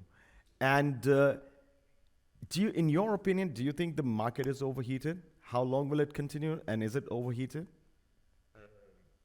Let me start by talking a little bit about, I don't want to repeat the risk that you spoke about. I just want to believe in the government vision and the future, and about the consistency that they are working on. Growth in the market is, we can see it throughout the year. It's normal to have ups and downs. The most important is the consistency and the vision that we have. Now, about the nowadays market, we can see a boom, definitely. How the supply is affecting the market is by being creative. We can see that developers are being more creative. They are increasing the standards of living for the end users. We can see a competition in the amenities. We can see more amenities. We can see more facilities in the communities itself. And this is very good for the market, because we are increasing the lifestyle, and at the end, this is the image of the country by itself. Now, makes sense. It's so true, because it is increased competition, and you get better real estate, better quality of real estate, which improves. Now, going back to Firas, I'm trying to bring to the panel things that is little known, and you've mentored a lot of people. You've been doing a lot of things in terms of mentoring people, improving people, educating them on real estate. I've seen you. Yesterday we were talking. You were in Saudi. How's Saudi, by the way? Oh, Saudi is. It's an amazing market, especially when you talk about scale. Yeah. And I think whatever goodness that is happening and will happen in Saudi is actually very good for the entire region, including Dubai. Absolutely. Europe would not have been Europe if it was only France or Germany. It was so many countries that are doing well that came together. So I think it's a really good sign for the overall region. And I'm sure Dubai would continue to benefit from that. Now, you've been mentoring people, doing a lot of things, and I did some research, and I got to know about real estate blueprint with Firas that you've been doing. What's happening over there? All right. Without self-promotion, I've been. Obviously, I've been your social media is doing that anyway. So okay. I've been a real estate broker. I still broker deals. I've done deals worth of literally billions. And I started a company that became the largest real estate company ever built in Dubai, the most technologically advanced company. We're also on the data side. I'm also an investor. We also started the real estate development division, Nordic by FAM, developing ultra luxury villas, 60 to 150 million. And basically with all this knowledge, in Islam we say zakat al-ilm is basically sharing it. Which means like that it's a duty when you have so much knowledge is to actually share. And it's something that I've genuinely prayed to God so much when I had no money in my pocket, and I said, God, please help me, and I promise you I'll help people. So I think it's something that I'm really passionate about. I think many people in Dubai and in other markets, they have a lot of knowledge, but not everyone is interested in sharing it.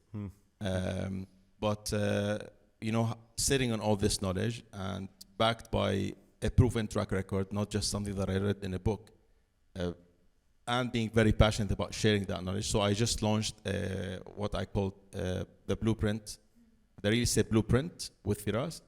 And it's something that will go online, that's something that will go global, because I think the fundamentals are the same whether you're in Dubai or in different parts of the world. So the most basic fundamentals of doing real estate are the same. So I want to take this to the next level. I want to help people, progressing with their careers as real estate brokers, maybe taking their careers to the next level, to more managerial level, or taking their careers to the next level and becoming entrepreneurs, starting their own real estate companies. I think my book, The Art of Real Estate Investment, that I published actually with Motivate, thanks to Motivate, it's been the bestseller book in Dubai for within the real estate industry, of course. And I feel very happy when I see that has actually helped someone, knowing that whether someone wants to start a company or start developing their own training modules in real estate with their own agents, whether they're competing with fan properties directly or indirectly, I feel very happy that I'm actually contributing and paying back to the market. I mean, this market, I owe a lot to this market, Makes sense. I've built a wealth in this market, and the least thing that I'll be very happy to do is to share back. Now, on that note, I think you and Alex sound so similar. He's got wealth of tons and tons of knowledge, and he loves sharing. He's so passionate about it. I've seen the same thing with you. You share the knowledge, and both of you are so similar in that trait. I come to you, Alex, but before that, Fiba, on the AI side, how's AI changing Bayut? And what are the new tools? I was looking through some of the tools that you guys are developing, and TrueCheck was very interesting. It sounded very nice. And then there's another one, Bayut GPT, right? So what's happening over there? Well, I'm glad that you brought that up. When I got invited to speak at this panel, it was about PropTech. And as Firas mentioned, Firas and I were more client-facing sales people. But then, as I said earlier, our commitment is to make tech simpler for buyers, for renters, for sellers. And that's where these two products that you mentioned come into play. I'm not sure how many of you have used Bayut recently or last year or 6 months ago, but I'm sure our outdoor campaigns are hard to miss.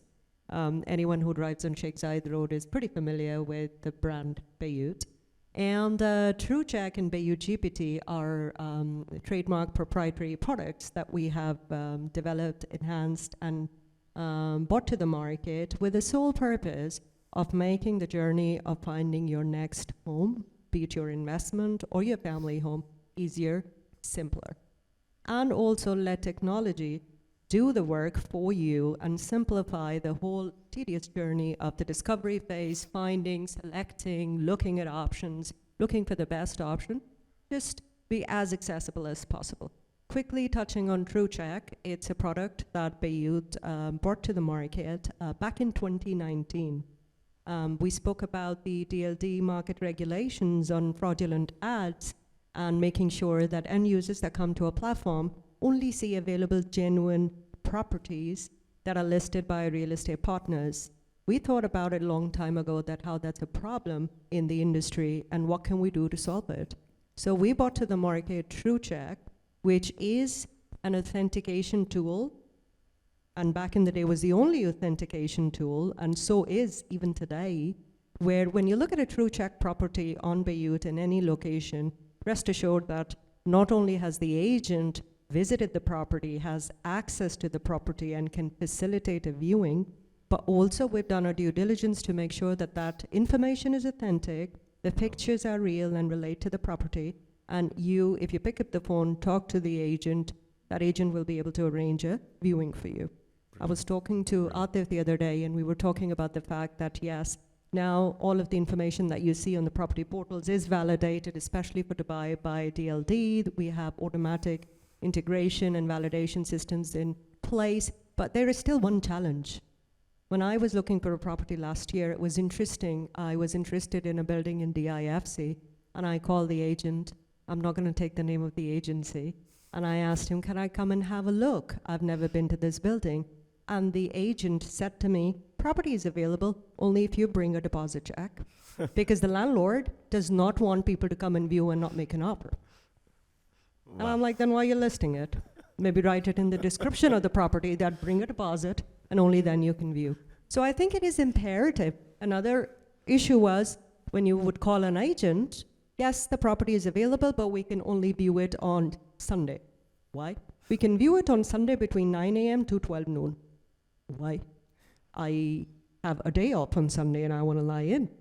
Well, that's the only time the landlord is at the property, has not given me access to the property, and I can come and arrange the viewing. Wow. So now with TrueCheck, yes, we have automatic validation of information with DLD, but what it does, and I really want to let everybody know that it is still a very unique offering on the portal that shows you the exact time the agent was able to get access to the property, last visited the property, because TrueCheck is a function that they have to perform using our bespoke app. They have to geotag and send us a proof that they have access to the property and they've visited the property. So when you're looking for a TrueCheck listing, look at the last visited by the agent date so that you know that this property is readily available and how frequently can the agent go and visit that. On Beirut GPT, that's a recently launched product. When you're sitting and you're thinking, okay, there are so many areas and FIBA is listed about 5 other new areas, where do I start? What do I do? You come to Beirut and you ask our tool, which is, again, developed in-house based on information that we've collected through the open data available to us by DLD, the listed data by our partners. You can ask questions. You can ask what's the best ROI, which area provides the best ROI in Dubai at the moment. Where can I expect the highest capital appreciation? And we have trained our tool to give you concise, comprehensive, and access to immediate information on those areas. I myself was very, very impressed with the way that tool has evolved, because we're constantly looking at what kind of questions are being asked, what kind of information is being fed to us, and how can we make that journey easy for you.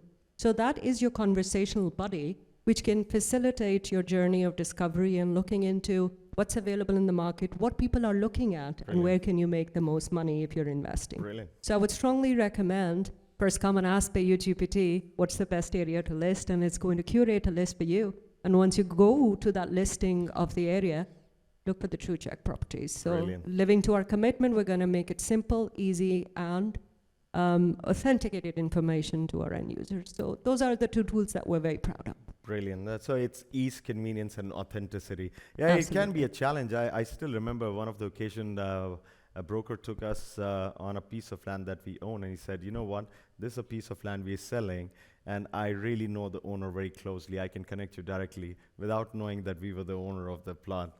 So it can be really funny situation at times. I have a very interesting question for you, but before that, Alex, you know, we're talking about PropTech, AI technology, and all these things, and you coming in with a totally disruptive, unheard kind of project in the region or even globally in many, many ways, right? How easy is it for you to be able to execute this vision? Because do you have the infrastructure? Do you have the contractors? Do you have that total ecosystem which because otherwise it will be very challenging. I'm guessing it's very challenging for you to be able to realize this kind of vision. Easy. Easy? Of course, you need to focus on it. So nothing. So actually, after 1961, so when the first human achieved the space, everything is possible. Yeah, so only the question of attention, only the question of budget for the people during the, especially when you prepare all the drawings, when you implement all the decisions for research and development. Of course, you need to spend your time, you need to spend the skills and to explore it. If I can add to that, so basically what that means is that you got to be personally involved in every micro level to ensure that it is being done with that precision. I learned by myself, of course. Yeah, because you need to understand how it's work, what kind of benefits it's give, and you know finally for example, we use lobster system.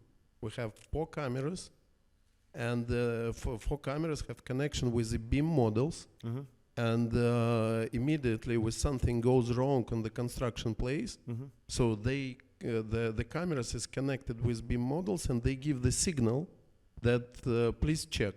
So it's like second check up even what happened on the construction plate.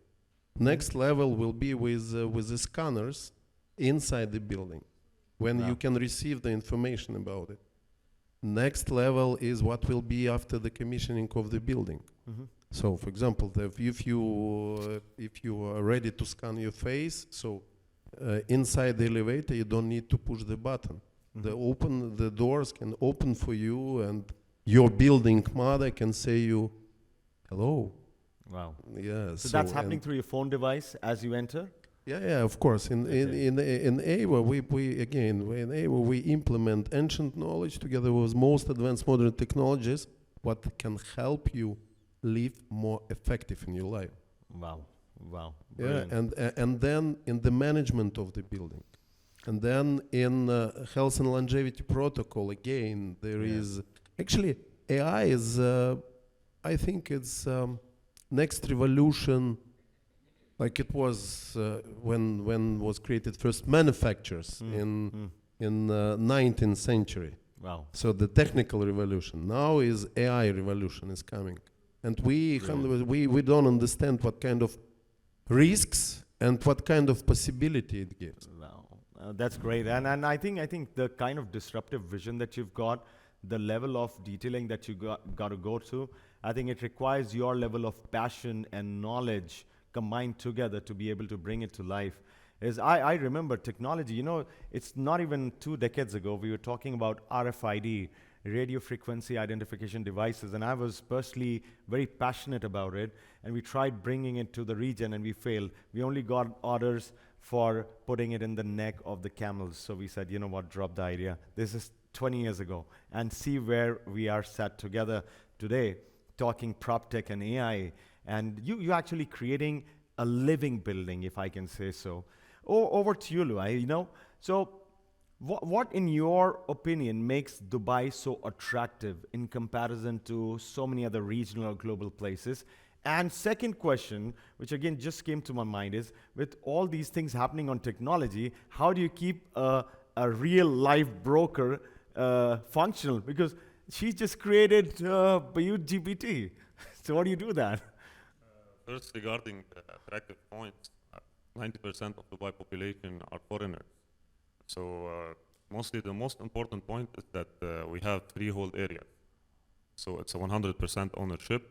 People, they are buying something not only for the time being, but for the future as well. It's 100% ownership.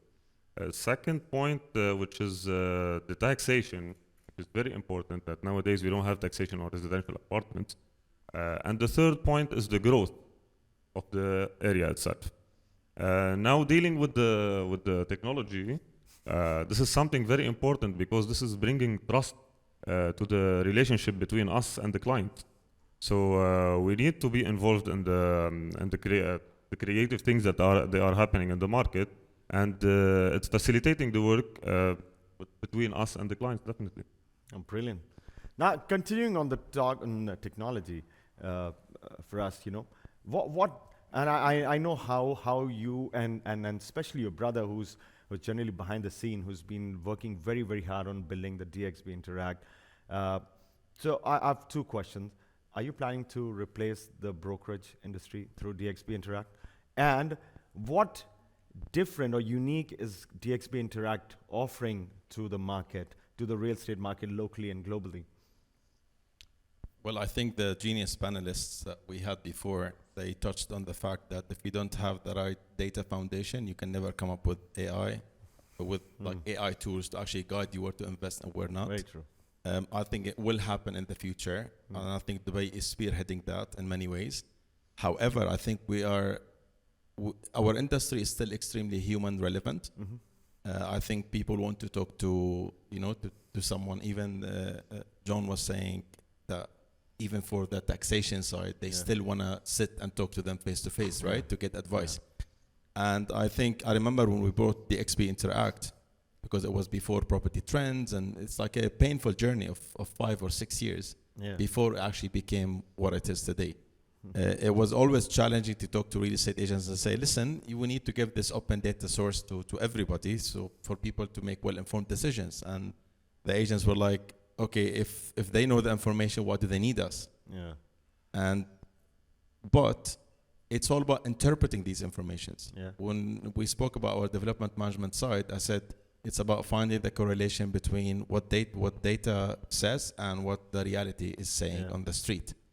So to your point, just to be very specific, I think our knowledge, again, as brokers, as investors, and our knowledge in development enabled us to create a very user-friendly interface on the XP Interact that tackles the pain points in the market. That's why, we spearheaded the democratization of data in Dubai. DXP Interact was the first platform to bring rental transactions, for example. Obviously, we had to bring business cases to Dubai Land Department and use cases to actually, convince them and say, how does this help people making better decisions? How will more transparency on the data attract more foreign investment in Dubai? How will this help the B2B business in Dubai? And talking about supply and demand, again, if you don't understand the data of what's been supplied and the data of the demand as well, it's very difficult for you as a developer to bring up something that's going to work and that's going to be sustainable.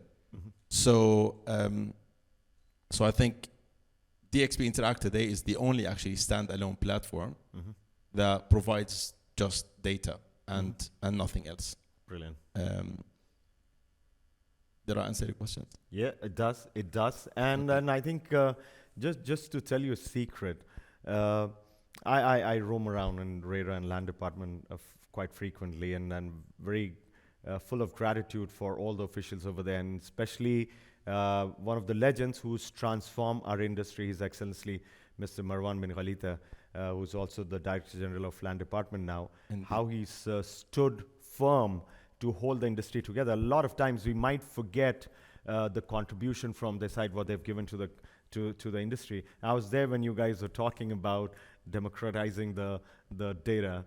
And it brings to my mind another discussion we were having, Fiba, how the data has to be converted into information, which you're very successfully doing. Yeah, correct. I wanted to compliment what he's saying. Yes. It's not, the data is not there. It is there to be read, to be understood, and facilitate the journey of a real estate broker's interaction with the end user. Us as a property platform, we also sign an MOU with the DLD, and of course we meet Firas on regular basis, where we discuss how we can better utilize this data. So do you guys discuss like, I'm going this way, you don't come this way, you go that way? Absolutely not. Absolutely not. When you have record-breaking transactions happening and everybody wanting to move to Dubai, I think there is ample room for everyone. There is ample room for everyone. And it's one thing to say that the data by DLD is open to everybody and we can make it accessible to all. That might replace the brokers because the portals are making everything accessible to the end user. I think that's not true. Because the data that we get from DLD has to be looked at, has to be cleansed, has to be sanitized, has to be mapped against the locations that you and I know exist. The data, and Firas would agree with this. Who knows what is Wadi Al Safa 5? I still don't know what is Wadi Al Safa 5, but I know the ranches, and I know that part of the town, right? And I could possibly still be wrong right now calling Wadi Al Safa 5 ranches. But to put this into perspective, there is enough room for everybody to see where the gap is. What we took upon us is that we make it digestible, we make it accessible to people in the language that they understand. Just to give you some context, we mapped 9,000 locations when we were going to launch this in March last year. We have mapped 2.5 million transactions. And going back to the fact, is it there to replace the agent? I'd say this is there to complement the need of data and knowledge for the end user. Brilliant. And I'll tell you, since January this year alone, we have had 65% more visits on the Dubai transaction section of our platform. Brilliant. No, So the end user, thank you, the end user wants to understand. In May alone, we had 333,000 visits to this platform. 75% engage with the map view that we show people that, okay, transactions are happening this part of town and this part of town. So there is a lot of room for everybody to kind of make it better, make it accessible, make it digestible. We're here to complement and facilitate the journey. No, I agree. I think as we continue to evolve and grow as an industry, as an economy, it just complements innovative ideas, disruptive projects, and then data sciencing that you guys are doing, data mining you guys are doing, and the training and coaching, all grows together. Let me come to the final question, and I'll go backwards, starting from Luai. You know, you recently started a venture. I would love to know, and I think audience would love to know from you, what are the challenges you feel exist in the market being a startup? What are the challenges you faced, and how easy or difficult was it to establish the business? And where do you see your business growing?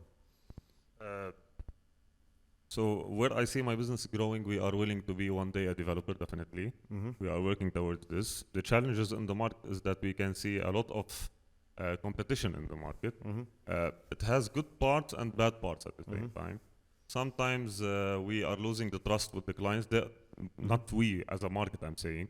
The clients are losing trust because of maybe bad reputations from the way they are dealing with other brokers in the market. Maybe because they are considering that this market we can make a lot of money, and they are using it as sales just to make money out of their sales, and not really focus on the product itself or the trust that you can build for the future with your clients.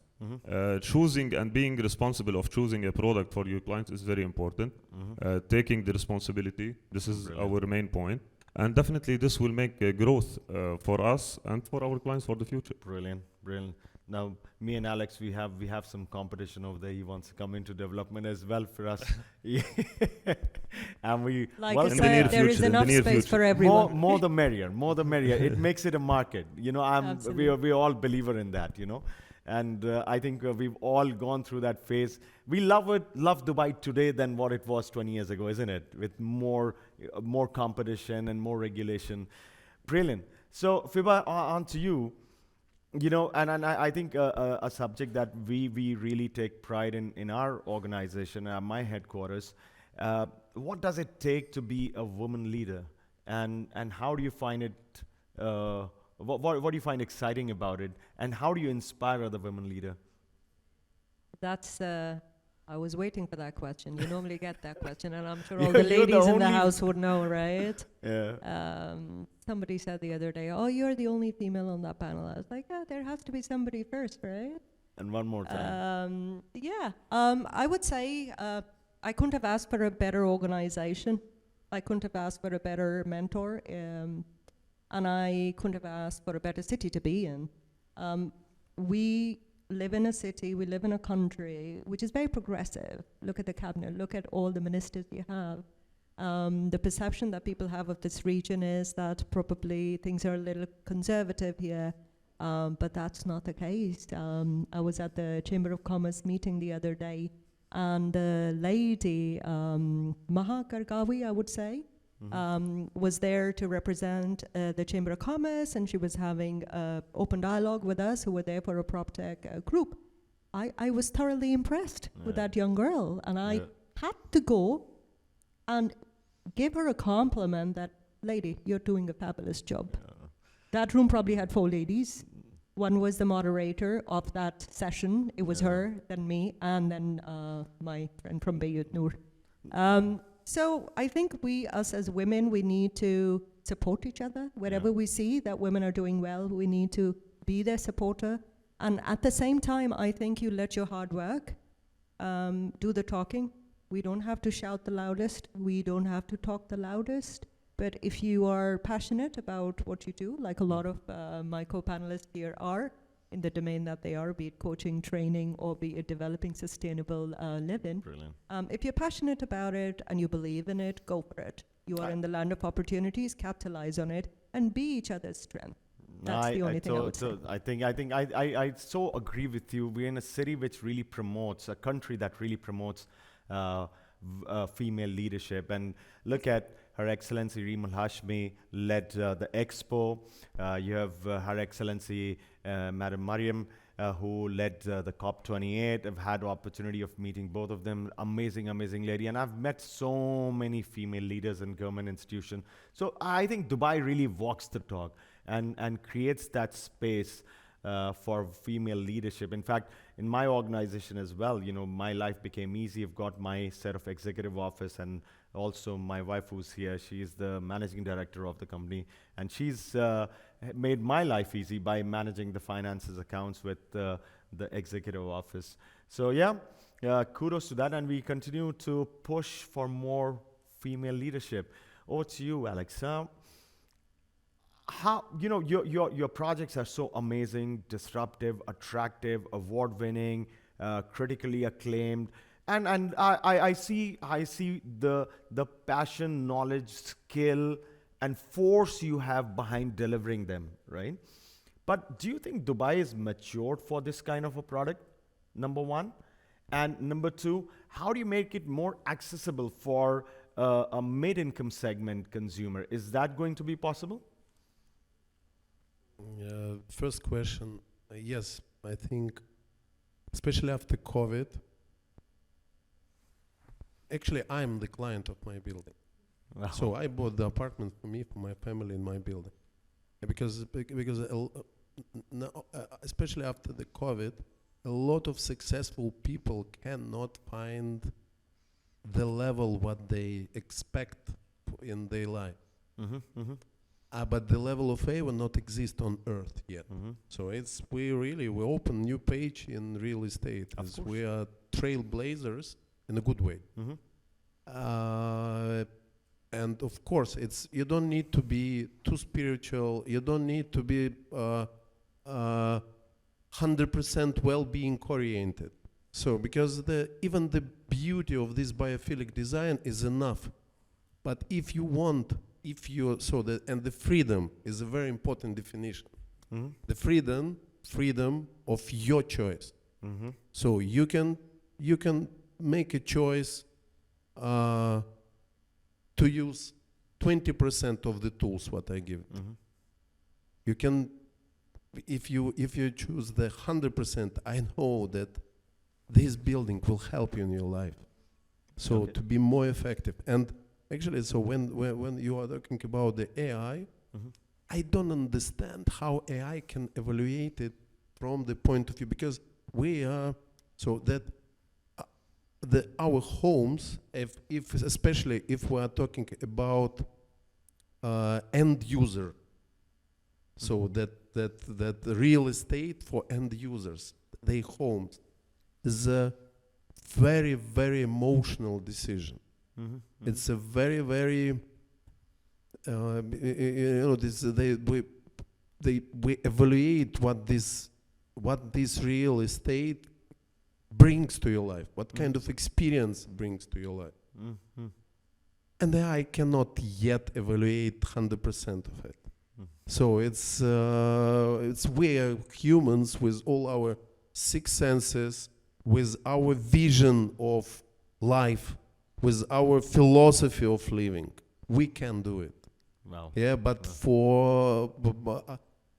I think buildings, what we propose to develop, even I will be happy if as much as possible developers start develop this type of buildings, because you know, the 5 very good restaurants in one place perform much more effective than one standalone, and they are standalone, of Yeah. course. It's I- great. It will create the hype of the city. Absolutely. It will support that successful people will move. The educated people will move in Dubai. I think you know, if I have to summarize it, your buildings are like a kind of a mini planet on this larger planet of its own, and creating its own life ecosystem where you're careful about the energy inside, the quality of air, the fragrance, the quality of water, and it's really amazing, you know, We what you're even trying to put create together. definition, wild luxury luxury. of your unique life experience. Brilliant. No, good luck to you, and I'm personally really looking forward to the completion of EVA. I love it, the projects from the time I've seen it, and now during the course we became friends, and you know, I think we've got a lot to learn from each other. Over to you, Firas. So, you know, you've been doing, I think you've been on a overdrive, hyper mode since I've known you, and you never seem to stop, you know, and you just keep increasing the speed. So, being an entrepreneur and with that kind of aspiration and that kind of diversity, how easy is it? I think or in audience, everyone wants to know how's your life, because from outside everything looks very glamorous and very happening, and everything's great about it. But I'm sure it comes with its own set of sacrifices, and I'm sure some downsides as well. So how would you define that work-life balance, and then how much you sacrifice to achieve that overdrive, and you know, the pinnacle of success in this diverse manner? That's a very long question. I think for me, just to start with, I think success is happiness. So it's not about how much money you want to make or how big or small your goals are. Yeah. Long as you're happy, I think you're successful. Long as you're like content internally, I think you're successful. And to this point, for me, for example, what drives me is my happiness, and I think happiness is linked to progress. So long as I am doing, it means I'm progressing, and if I'm progressing, I'm happy. That's why I think I think one of the challenges now is just to kind of control my energy, because obviously as you grow older, I'm 40 now in July, you know, whether in the gym or at work, it's very difficult to keep up. Yeah, hey, the kickboxing. Right? Yeah, so but we can't do the same things that I used to do 10 or 15 years back. I honestly have like explosive energy somehow, somewhat, and I just try to, you know, deploy it in the right places. Now, in terms of how work-life balance, I think it's all about prioritization. And whenever people talk about time management and prioritization, I haven't seen anyone talking about the fact that if you prioritize one aspect of your life, you're actually compromising on another aspect. So yes, I decided to prioritize 1, 2, 3, but I also make a decision on what other aspects of my life that I'm gonna compromise on. And certain things you can't compromise on, and priorities change as you grow and as you evolve, of course. But for me, in very simple words, my life, like, there's very limited me time. So me time is my gym time. Other than this, I'm either working or I'm with my family, and I'm very happy about this. Because I've done it for so long, today I kind of thrive under pressure. Like, if I'm not producing value, if I'm not creating value, I just feel something is wrong. And I think doing things with with quality. I mean, it's very inspirational, to be honest, to see also how passionate Alex is. You can feel the force, the passion, you know, when he's speaking. And I think it's a framework that you adapt in your life. So when I'm with my family, the same way I think at work, I have to be effective and efficient, and I have to be present, and I have to give it my all. When I'm with my family, I'm the same. And I always think, I mean, I have 4 kids, and I always think that, you know, when I'm with my wife or my kids or my parents, I just want to make sure that I want to replicate the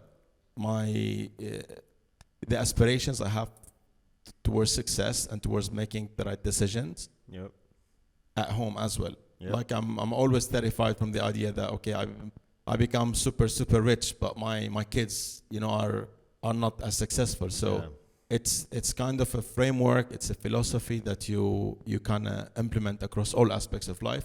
And I think family is a massive part of that.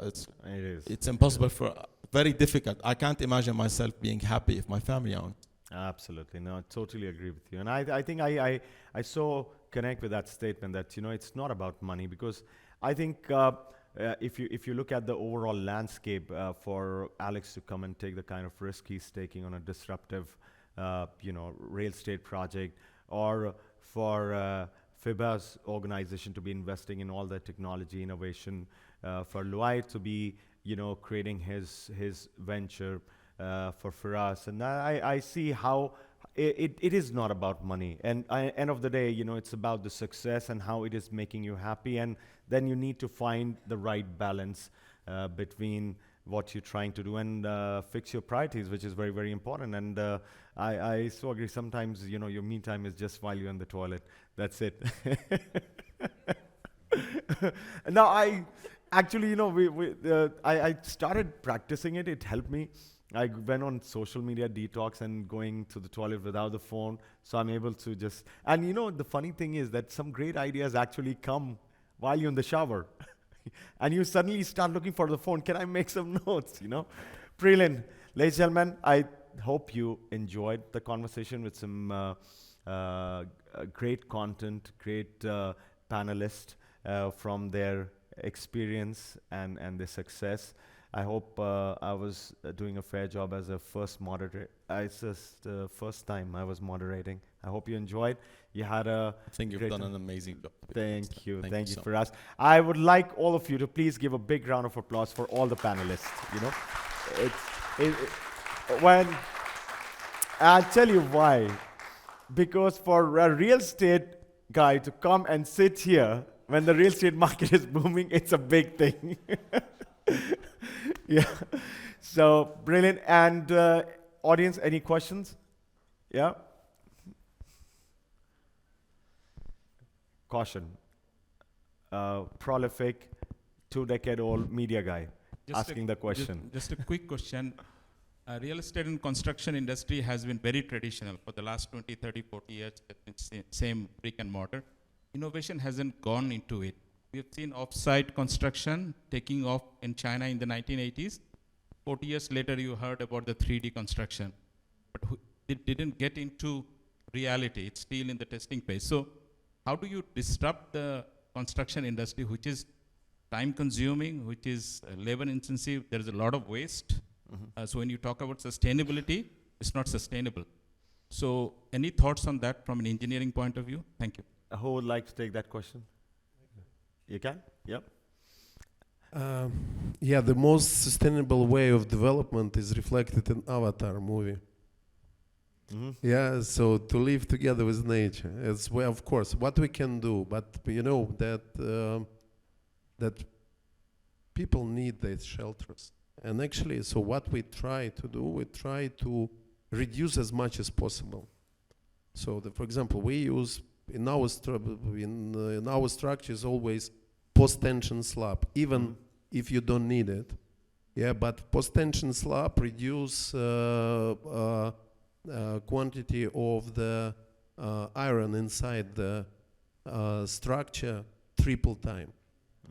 Yeah, so or you reduce like cement in the concrete as much as possible, so that quality of the materials. It's again is sustainability. So it's because you don't need to change it. So you use cheaper material, you use cheaper resources, but you need to regenerate it again and again after 3 years, after 5 years. So it's another type of the approach. But yes, of course, the most sustainable way to live in nature without any construction. That's obviously it's a very Eva answer, I would say. And then if I I was not supposed to talk a lot, but as a moderator and passionate, but I'm really passionate about real estate construction. I love my best detox is when I sit with the drawings or I'm at the site. It's the best detox. And I tell you something, that construction is a very conventional industry. And to disrupt it, we would be playing with the safety of a human life, right? So we got to be very careful. And that's why, for example, for if it was any structure beyond G+2, we would not trust precast technology, though it is possible. And you got to be doing a lot of R&D before it is implemented, because what I think Alex is trying to mention is that every inch of real estate impacts a human life, and in ways more than one. You know, how you wake up in the morning, what kind of sleep you had, how safe you felt in that real estate, how pocket-friendly it was, how economical it was for maintaining the real estate. So I think it's a very conventional industry. It will continue to be like that. And disruption on the method of construction would evolve over a period of time. And I'm sure there are a lot of things happening. There's some 2-kilometer tall tower being planned. And human race is known for disruption, so I'm sure something will happen some point of time, but without compromising the safety and quality of construction. Any other question, gentlemen? Anyone? Audience? Brilliant. I think one more time, thank you so much. It was lovely. And you guys made me debut as a moderator. Thank you so much. Brilliant. Thank you. Brilliant.